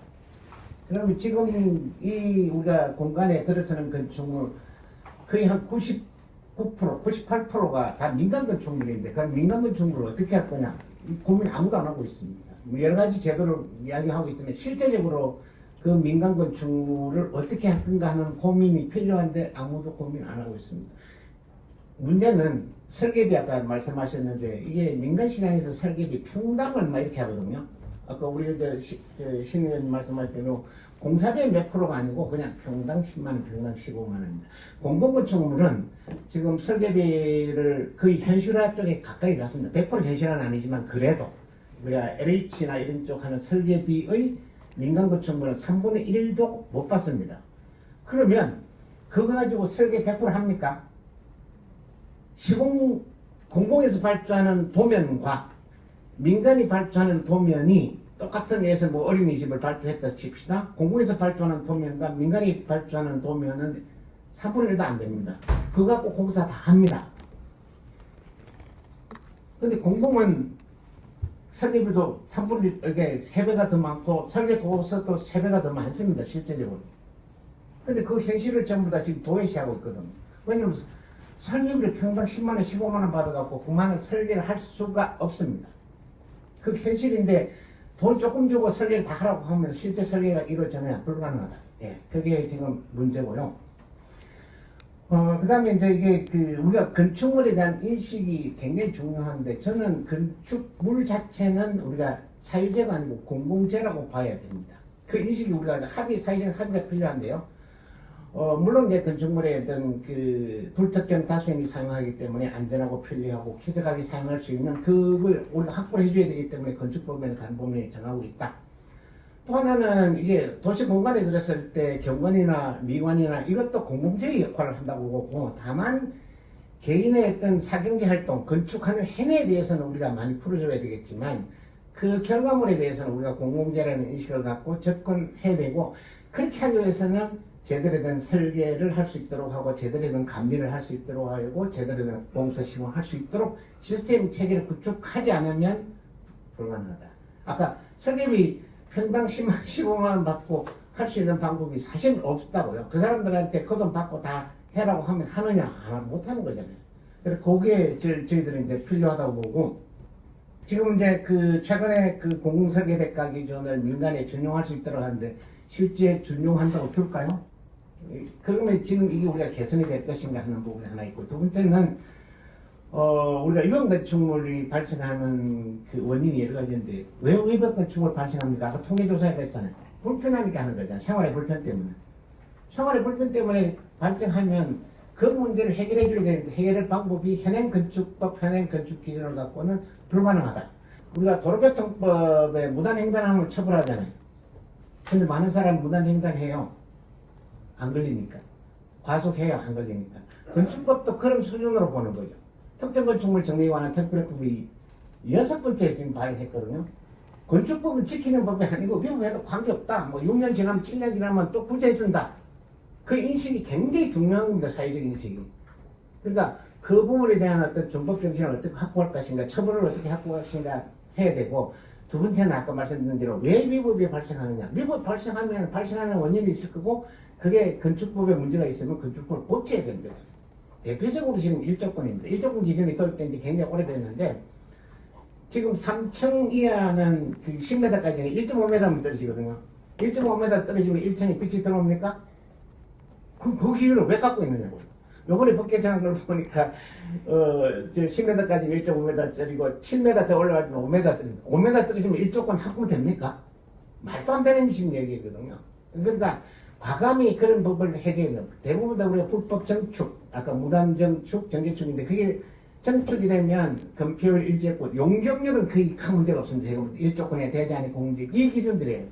이제 그런 식으로 과감하게 좀 현실이 정리가 돼야 되고, 지금 이제 우리가 이번에 이제 그 합법화 시키는 걸 이게 무단정축 같은 게 보면은 단순히 건폐율 용적률 문제가 아니고 주차 기준이라든지 정화적 기준이 다른 법률도 위반됩니다. 이런 것들이 정말 우리가 그 법률 체계가 좀 갈수록 이렇게 법이 분화돼 가지고 각각 규제하는 법들이 많이 생겨서 조금만 바뀌어버리면 이게 해결할 수 있는 방법이 전혀 없는 상황이 지금 돼가고 있거든요. 그래서 아까 우리가 연구인께서 말씀하신 그 소형 건축물이나 일정한 소규모 건축물에 대해서는 기준을 과감히 현실화하는 방법을 한번 검토해 볼 필요가 있지 않을까 그럽니다. 그 다음에 이제 그 위법 사항이 대부분 언제 적출이 되냐면은 완공 이후에 적출됩니다. 옛날에는 그래도 이게 이제 그 주택과에서 무가 건축 단속하는 단속반들이 있었거든요. 그래서 행위하는 시점에 들어가서 적발해서 단속 확인하는데 지금 그 행위가 전혀 없습니다. 근데 건축법에 보면 건축지도원 제도가 있거든요. 그걸 활용할 수 없게 있는데 아무도 안 하고 있습니다. 그러니까 이러한 어떤 실질적인 문제의 접근을 통해서 이게 위법 건축물 개선돼야 되지 않을까 이런 생각을 하고 있습니다. 이상입니다. 네. 두 가지 발제에 다 대응해서 또 큰 얘기들을 많이 해주셨기 때문에 제가 요약하면 크게 의미가 없을 것 같고, 마지막으로 우리 일단은 순서상 임유경 한국예술동화학교 건축가교수님 부탁드릴게요. 네, 안녕하세요. 네, 저는 그 건축공간연구원에서 2008년부터 2024년 초까지 근무를 하고 학교로 자리를 옮겼는데요. 그래서 어떻게 보면은 오늘 아까 신영준 선생님께서 성인 20년을 강조를 하셨는데 그 20년을 어떻게 보면 저의 그 전문가로서 경력을 같이 해왔다고도 볼 수 있겠습니다. 그래서 오늘 이렇게 발제해 주신 내용들이 더욱더 좀 소중하게 다가왔는데요. 제일 흥미로웠던 거는 이 박인숙 조사관님의 논의 배경 첫 페이지에 2006년 건설기술 건축문화 승진화위원회에서 제기했던 문제 6가지가 흥미로웠던 것 같습니다. 이 중에서 어떤 부분들은 정책이나 제도 개선으로 크게 제도가 변한 부분도 있고 어떤 부분들은 아직까지 그 문제들이 여전히 남아있는 부분들도 있는 것 같습니다. 그래서 이제 20년이 지났으니 그간의 건축기본법, 건축서비스산업기능법, 건축물관리법 이제 관련 법제도가 수없이 많이 변화하였고 굉장히 큰 변화들이었다고 생각을 하는데요. 이제 이 시점에서 그 성과와 한계를 진단을 하면서 어떤 문제들은 해결하였고 어떤 문제들이 아직 남아있는지 또 그리고 어떤 문제들은 우리가 해결했다고 생각을 하고 개선이 이루어졌다고 생각을 하는데 그게 정말 어떤 좋은 영향력만 끼치고 있는지 또 다른 문제를 낳지는 않았는지 그런 것들을 좀 생각해보는 계기가 또 이번 토론회인 것 같고요. 앞으로도 이런 노력들이 계속 이루어지면 좋겠습니다. 그런데 저는 사실은 이 발제 자료, 두 분의 발제 자료를 받고 이게 어떻게 토론을 하지 굉장히 걱정이 됐어요. 워낙 주제가 광범위해서 조사관님의 발제도 이 건축과 관련된 그냥 전반을 이렇게 다루고 있고 그 전에 박사님의 발제도 또 위반 건축물 안에 특정 주제를 다루고 있는데 그 토론에 초점을 맞추기가 상당히 어렵겠다라는 생각을 했는데 그래서 오늘은 일단은 이 발제 내용에서 제안해 주신 내용들 중심으로 저의 의견을 말씀을 드리겠습니다. 박인숙 조사관님 발제에서 그 주체 결과물 법제 노력 지원 이렇게 나누어서 굉장히 명쾌하게 발표를 해주신 것 같아요. 그런데 이제 주체 측면에서 그 대가 기준과 관련된 말씀을 해주셨습니다. 그리고 계약이 적절하게 이루어지고 있는지 이 부분에서 앞서서도 이제 윤여벽 대표님께서 대가에 대해서는 말씀을 해주셨는데 저는 이게 가장 어려운 부분이 설계 업무의 고유성을 우리가 인정할 수 있는가, 사회적으로 어떤 합의가 이루어져 있는가 이런 부분인 것 같아요.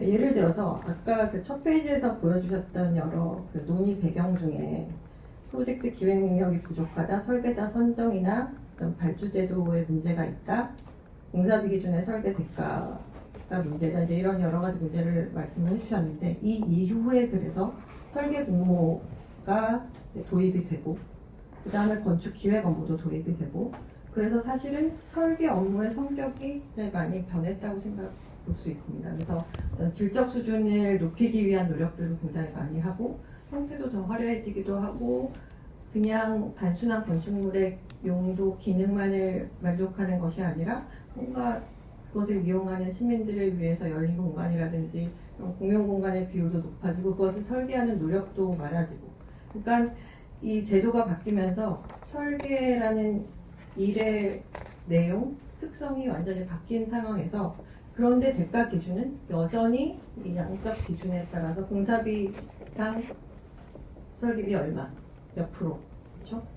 그리고 그 공사비 역시 아까 신영준 박사님께서도 말씀을 해주셨지만은 그냥 단위 면적당 공사비를 추정해가지고 그것을 정하기 때문에 어떤 이 설계자들의 질적 향상, 설계 질적 향상을 높이기 위한 노력 또 그 다음에 설계 변경에 따라서 수반되는 여러 업무들 이런 것들에 대한 적정한 대가를 줄 수 있는 기준이 전혀 마련이 되어 있지 않습니다. 설계 공모라는 방식도 마찬가지인데요. 이 공모라는 방식은 설계안을 선정을 하고 사실은 원칙에 따르면 그 안대로 설계를 그냥 해야죠. 그런데 사실은 계약을 하면서 발주처의 요청에 따라서 수없이 많은 내용 변경이 이루어지는데 그러면 그 내용 변경을 하는 과정에서 일어나는 여러 변화, 거기에 추가되는 설계 업무에 대한 대가 산정은 적절하게 이루어지고 있는가? 그렇지 않습니다. 그러니까 설계 과정에서 설계를 합리화하기 위해서 질을 높이기 위해서 예를 들어서 면적이 약간 축소될 수도 있다고 해요. 그러면 갑자기 발주처에서는 이거 설계 면적이 줄어들었으니까 설계비는 깎아야 되겠어. 그것을 하기 위해서 오히려 설계 업무는 더 늘어났는데 네, 뭐 이런 문제들. 그래서 이 업무 특성을 좀 반영한 대가 기준의 도입이 굉장히 두께 필요하지 않은가라는 생각을 하고 있습니다.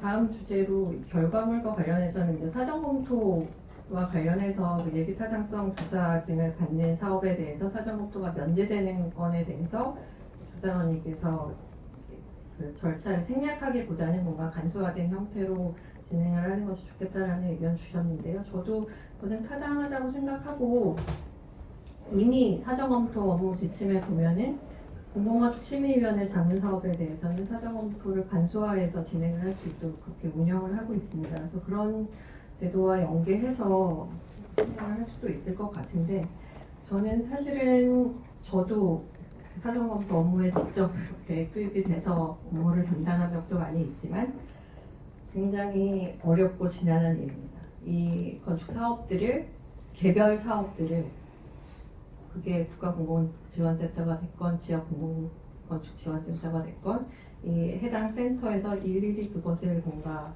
검토를 해서 뭔가 개선을 할 수 있는 부분들도 있겠지만 그렇지 않은 부분들도 많기 때문에 사전 검토라는 것은 그 좋은 그 효과도 있지만 분명히 한계가 있는 제도라고 생각을 해요. 그래서 이런 개별 사업별로 검토를 하는 제도 외에 공공건축의 수준을 전반적으로 담보하고 높일 수 있는 공통의 기준 내지는 가이드라인을 마련을 하는 것이 중요하다는 생각을 합니다.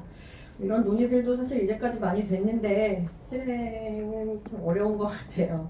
그래서 예를 들면 미국 조달청, 연방조달청에 만들어져 있는 PBS라는 그 공공건축 서비스라는 곳에서 발간한 공공건축에 대한 기본 스탠다드를 보면은 수백 페이지에 이르는 내용 중에 뭐 여러 정말 건축의 기본적인 사항이라든지 안전뿐만 아니라 어떤 질적인 부분에 대한 기준들 이런 것들이 굉장히 상세하게 기재가 되어 있습니다. 그런 것들을 같이 병행을 하면서 사전 검토의 부담을 조금 줄이되 공공건축의 질을 확보할 수 있는 방안들을 계속 모색해 나가면 좋겠다는 생각을 합니다. 그리고 지적재산권과 관련해서는 저는 사실 이 부분에는 어떤 전문성을 갖고 있지 않은데요. 이 건축 제안해 주신 건축 저작물에 대한 개념을 도입하는 방안에 대해서도 의견 타당하다고 보고 있고요. 또 제가 생각하는 것은 이 건축의 가치 그리고 건축가의 권한을 제대로 알리고 보상받을 수 있는 체계를 마련을 하는 것이 굉장히 중요하다고 생각을 합니다. 국제적인 지원에 대해서는 여전히 이제 부족하고 어떤 그 예산의 불안정성 이런 부분들을 지적을 해주셨는데 이런 부분들은 분명히 개선이 되어야 될 거라고 보고요. 그러나 저는 이제 건축기본법 이전에 비해서는 엄청난 변화가 있었다고 생각을 합니다. 그래서 각 지자체에서 이루어지는 여러 건축 문화제라든지 이러한 것들이 건축에 대한 사람들의 생각이라든지 건축의 질을 향상시키는 데 엄청나게 기여를 했다고 생각을 하고요. 근데 이런 효과에 대해서 이제 저희가 좀 더 어떤 연구를 하고 이게 얼마나 긍정적인 효과가 있었는지를 확인을 하면서 그것을 바탕으로 예산 작업을 해서 또 더 많은 예산을 확보할 수 있는 그런 방안들을 모색하면 좋겠다 이렇게 생각을 하였습니다.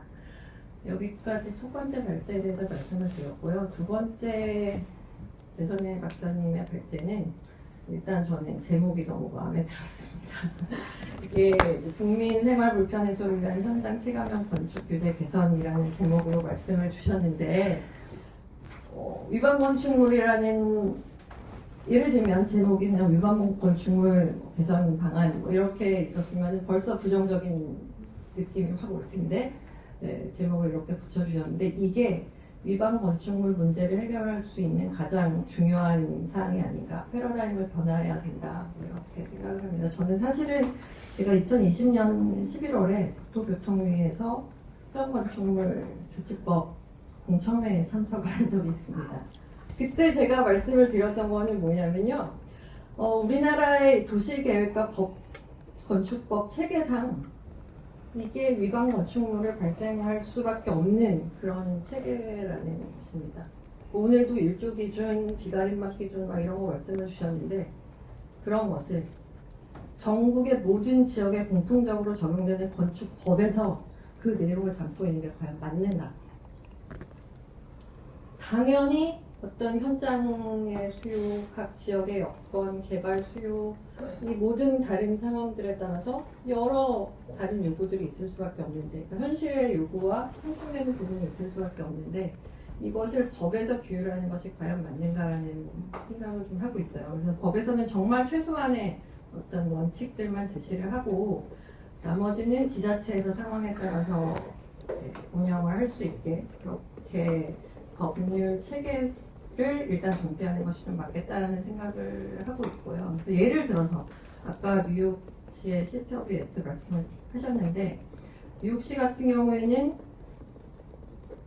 용도 지역이 기본적으로 주거, 상업, 공업 이렇게 구분이 되지만은 우리나라 지금 16개인데 미국은 기본적으로는 지금 현재 뉴욕은 23개가 기본이지만 그 안에 수없이 많은 세부 용도 지역이 있어가지고 제가 한때는 그거를 열심히 셌었는데 셀 수가 없습니다. 지금 한 120개, 30개 뭐 이렇게 되는 숫자의 세부적인 용도 지역이 있는데요. 그 지역별로 어떻게 보면은 그 지역에 맞는 건축물 유형을 상정을 하고 그것을 위한 높이, 읍면, 대진의 공지, 측면 공지, 후면 공지, 주차장 이 모든 기준들을 운영을 하고 있습니다. 또 저는 이 시티 오브 예스를 아까 말씀을 하셨는데 그게 그 부가 ADU (Additional Dwelling Unit을) 인정하기 위해서 노력한 그 부분도 주목을 하셔야 되지만 더 좀 주목을 해 주셨으면 하는 부분은 이 시티 오브 예스의 체계, 그 다음에 관련돼서 어떤 작업들을 했는지 뉴욕시에서. 예를 들면 이 시티 오브 예스는 뭔가 규제를 무엇을 못하게 하는 규제가 아니고 무엇을 가능하게 하는 규제를 하자라는 취지에서 시티 오브 예스라는 것을 추진을 했고, 그것을 결국은 주택 공급, 경제 활성화, 그 다음에 저탄소 중립 이 세 가지 주제에 대해서 각각의 연구와 조사를 진행을 해서 법률 이 조례 개정안을 이야기를 하는 것이에요. 그 중에서도 가장 중요하게 이제 보신 부분이 주택 공급과 관련된 부분인데 ADU뿐만이 아니고 뉴욕시에 그러면 이 소규모 주택을 적절하게 공급하기 위해서 어디를 우리가 건드릴 수 있을지를 다야말로 유형적으로 조사를 해가지고 역세권에서는 어떻게 할지, 역세권에서는 뭐 주차 기준을 어떻게 완화할지, 지금 현재 좀 저밀도인 부분을 어떻게 더 고민을 할 것인지, 그 다음에 소규모 주택 지역에서도 그 어디셔널 드웰링 유닛도 필지 규모에 따라서, 필지 형상에 따라서 앞에 집이 있고 뒤에 어디셔널 유닛이 붙을 때는 어떻게 해야 규정을 바꿀 것인지, 내지는 뭔가 반지하처럼 만들어져 있는 공간에 거기에 주거 유닛을 넣을 때는 우리가 규정을 어떻게 완화해야 할 것인지 이런 부분들을 다 제안을 하였거든요. 그런 작업들. 그래서 그런 작업들에 좀 관심을 기울이면 좋겠다. 그리고 그런 것들을 하기 위해서는 결국 중요한 것은 굉장히 치밀한 조사 연구가 있고 그것을 바탕으로 해당 그 상황에 맞는 해당 상황에서의 생활 불편 해소 및 현장 체감을 위한 건축 규제를 만들어낸 그 과정들을 좀 봐주시면 좋을 것 같고요. 그런 측면에서 마지막에 제안하신 지속적인 모니터링 및 조사 연구, 선제적인 대응을 위한 뭔가의 기관이 필요하다, 조직이 필요하다 이런 데는 전적으로 동감을 합니다. 마지막으로는 이제 유형을 구분했다라고 말씀을 하셨는데요.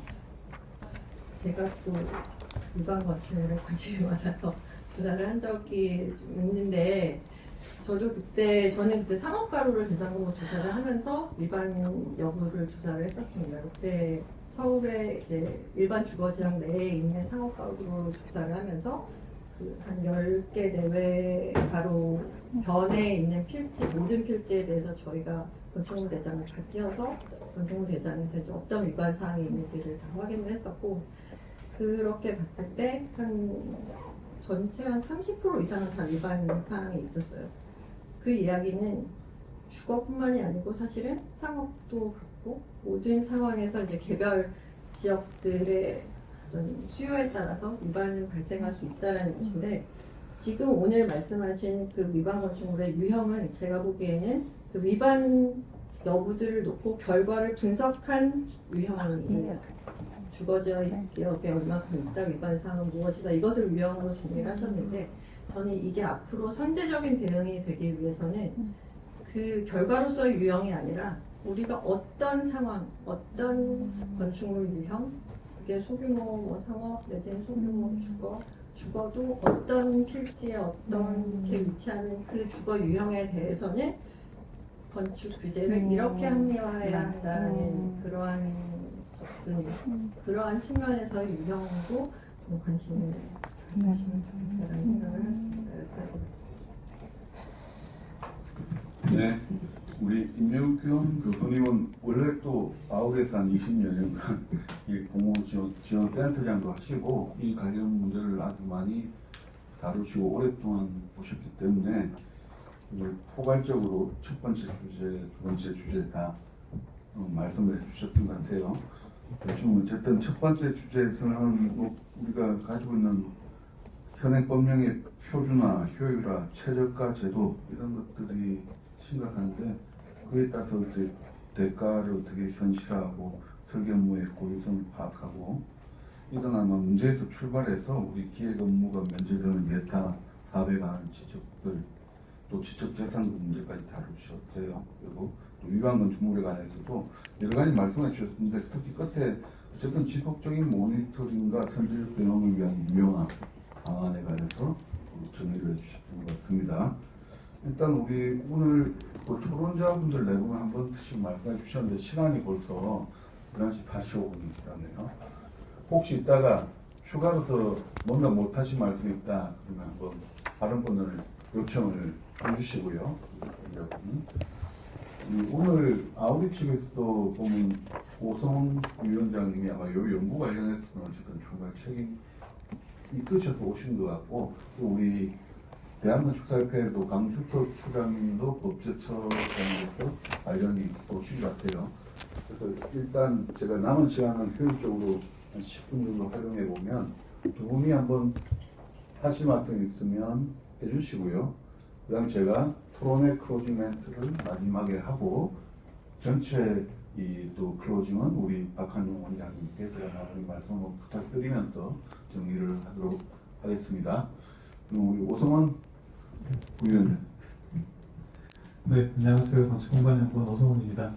저는 뭐 사실은 세부적으로는 여기 전문가들께서 다 말씀을 해주셨고 저희 연구원 차원에서 또 진행해오면서 어려웠던 점이나 이런 부분 짧게만 말씀드리겠습니다.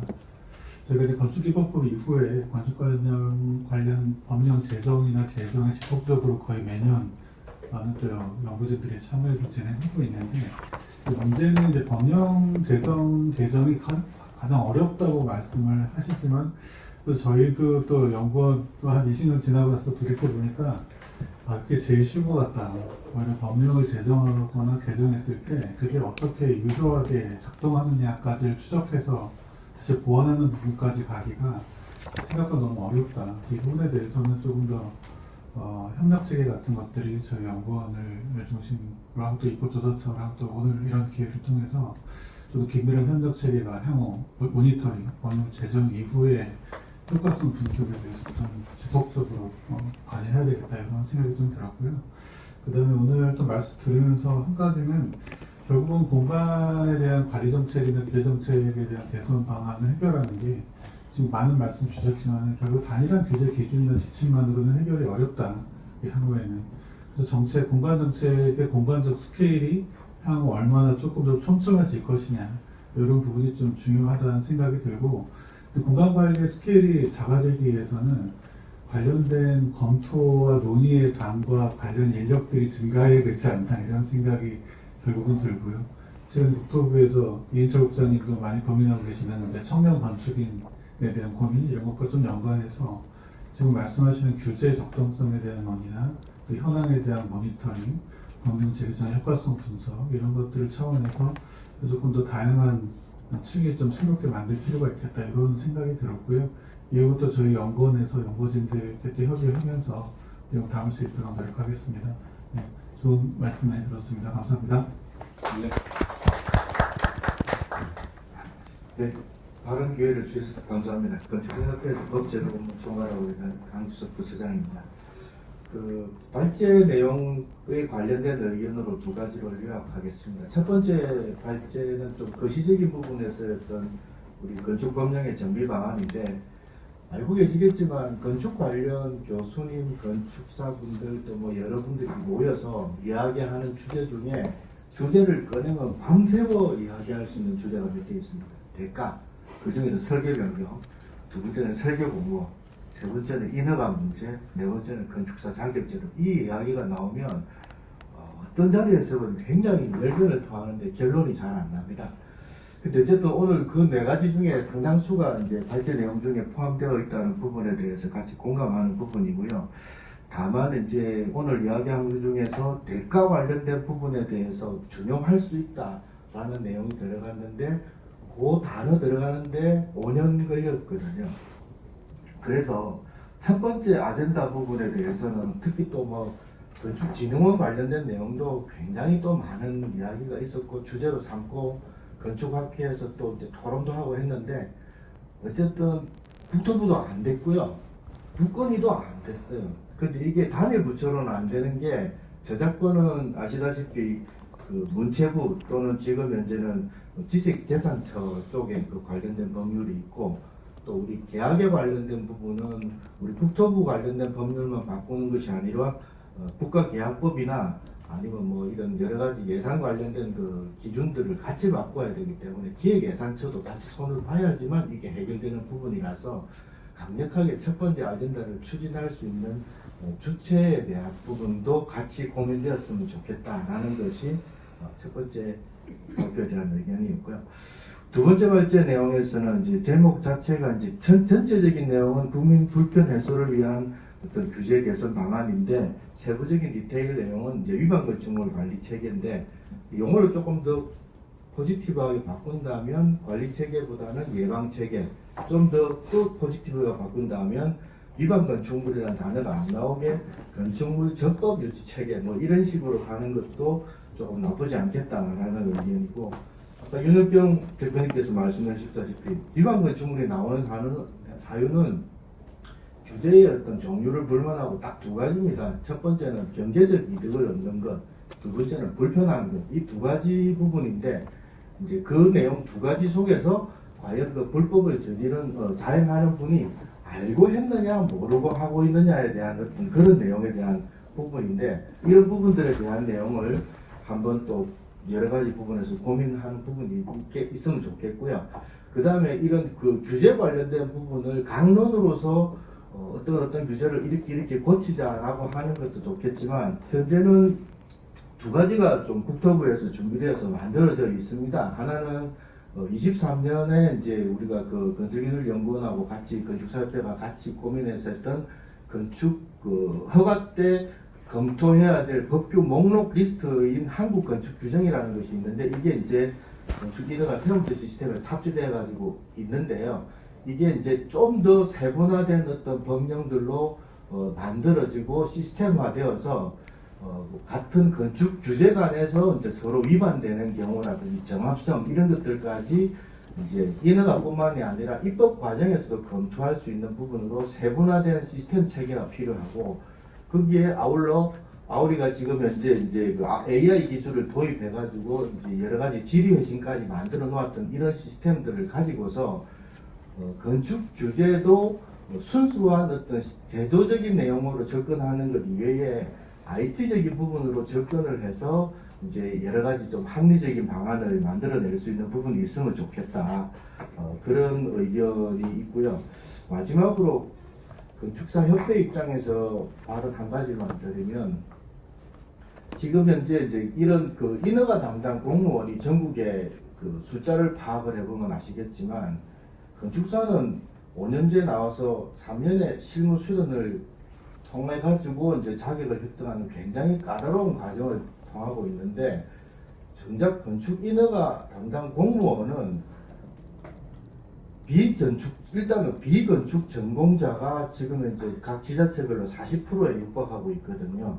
그래서 아까 말씀드렸던 그런 그 한국 건축 규정이나 이런 그 AI 기반의 어떤 지리결식 체계 이런 부분들을 좀 더 강화시키고 여러 가지 이런 인허가 제도나 규제 개선 부분에서 협회의 역할을 저희도 열심히 할 테니까 좀 이렇게 책임지고 해주시고 이런 토론회도 좀 빼놓지 않고 좀 불러주시고 하면 더 좋을 것 같습니다. 이상입니다. 네.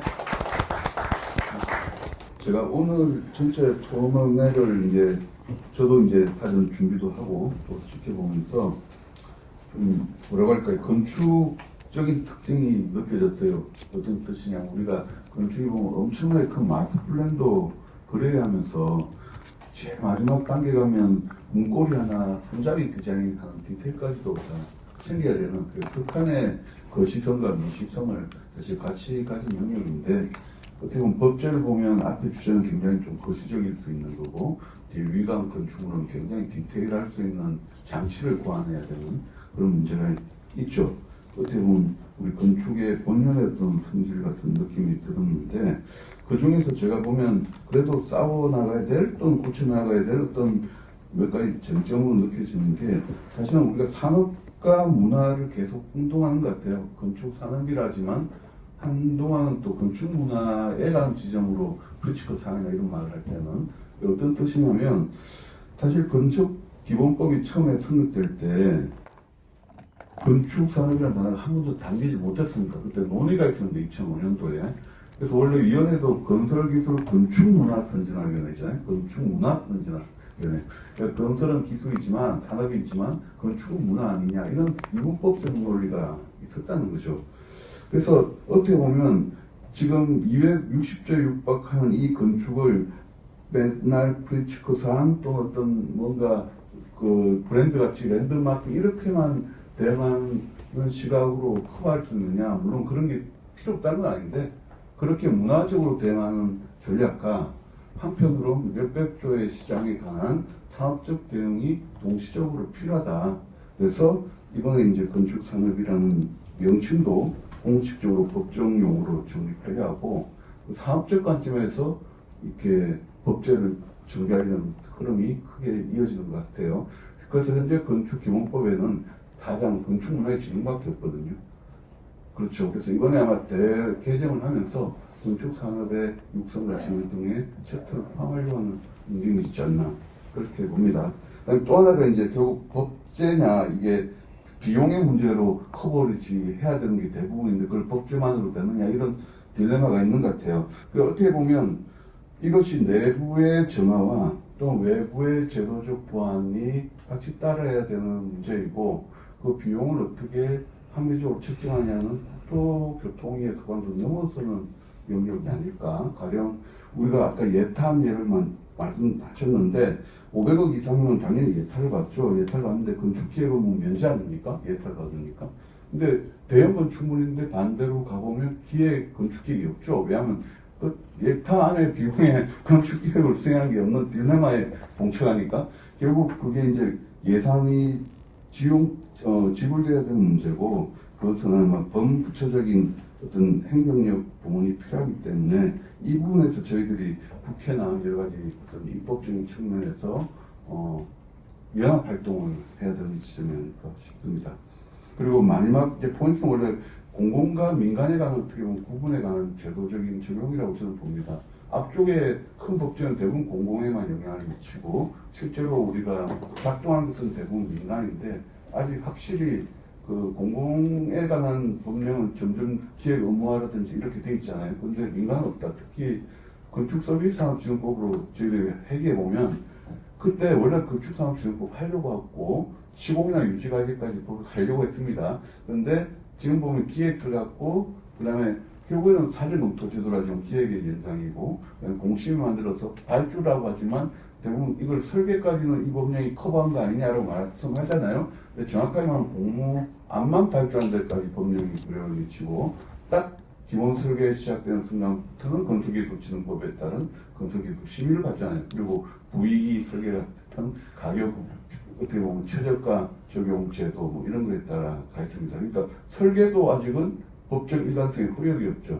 그러니까 당연히 저 후반부에 있는 시공이라든지 유지관리 이런 영역은 여전히 저 어떤 건설 통합된 어떤 법령 또 예전에 가격, 최저가, 표준화, 효율화에 맞춘 좀 토목이 중심했던 국가 시절 1960년대 기준에서 그 법에 따르고 있다.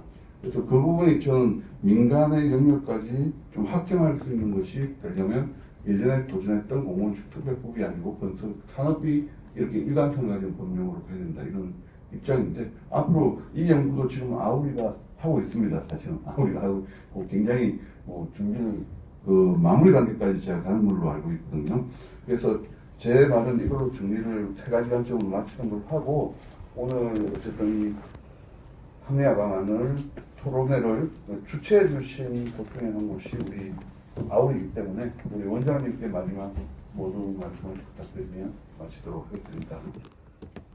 예, 오랫동안 수고하셨고요. 이제 오늘 같은 이런 주제가 2개의 주제가 됐잖아요. 우리 박윤수 박사님은 이제 전체적인 엄브렐라 이야기를 하니까 그런 것이고 또 배선혜 박사는 위반 건축물을 가지고 이야기를 하는데도 그 위반 건축물 자체가 파고나니까 또 다른 것에 연결돼서 이제 저는 어쨌든 오늘 나갔던 이야기의 전체적인 것을 다 담을 수는 없지만 최소한 출발점으로서 배선혜 박사께서 발표한 위반 건축물을 어떻게 정리할 것이냐 하는 그 문제부터 시작하는 것이 좋겠다고 생각을 해요.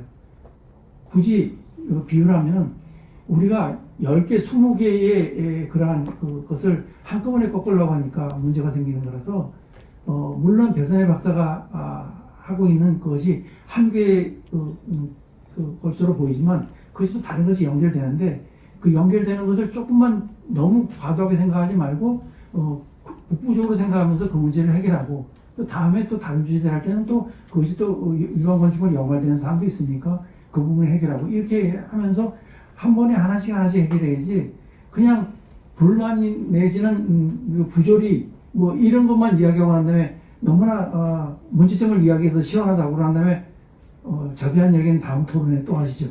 이렇게 끝날 수는 없는 사항이라고 하거든요.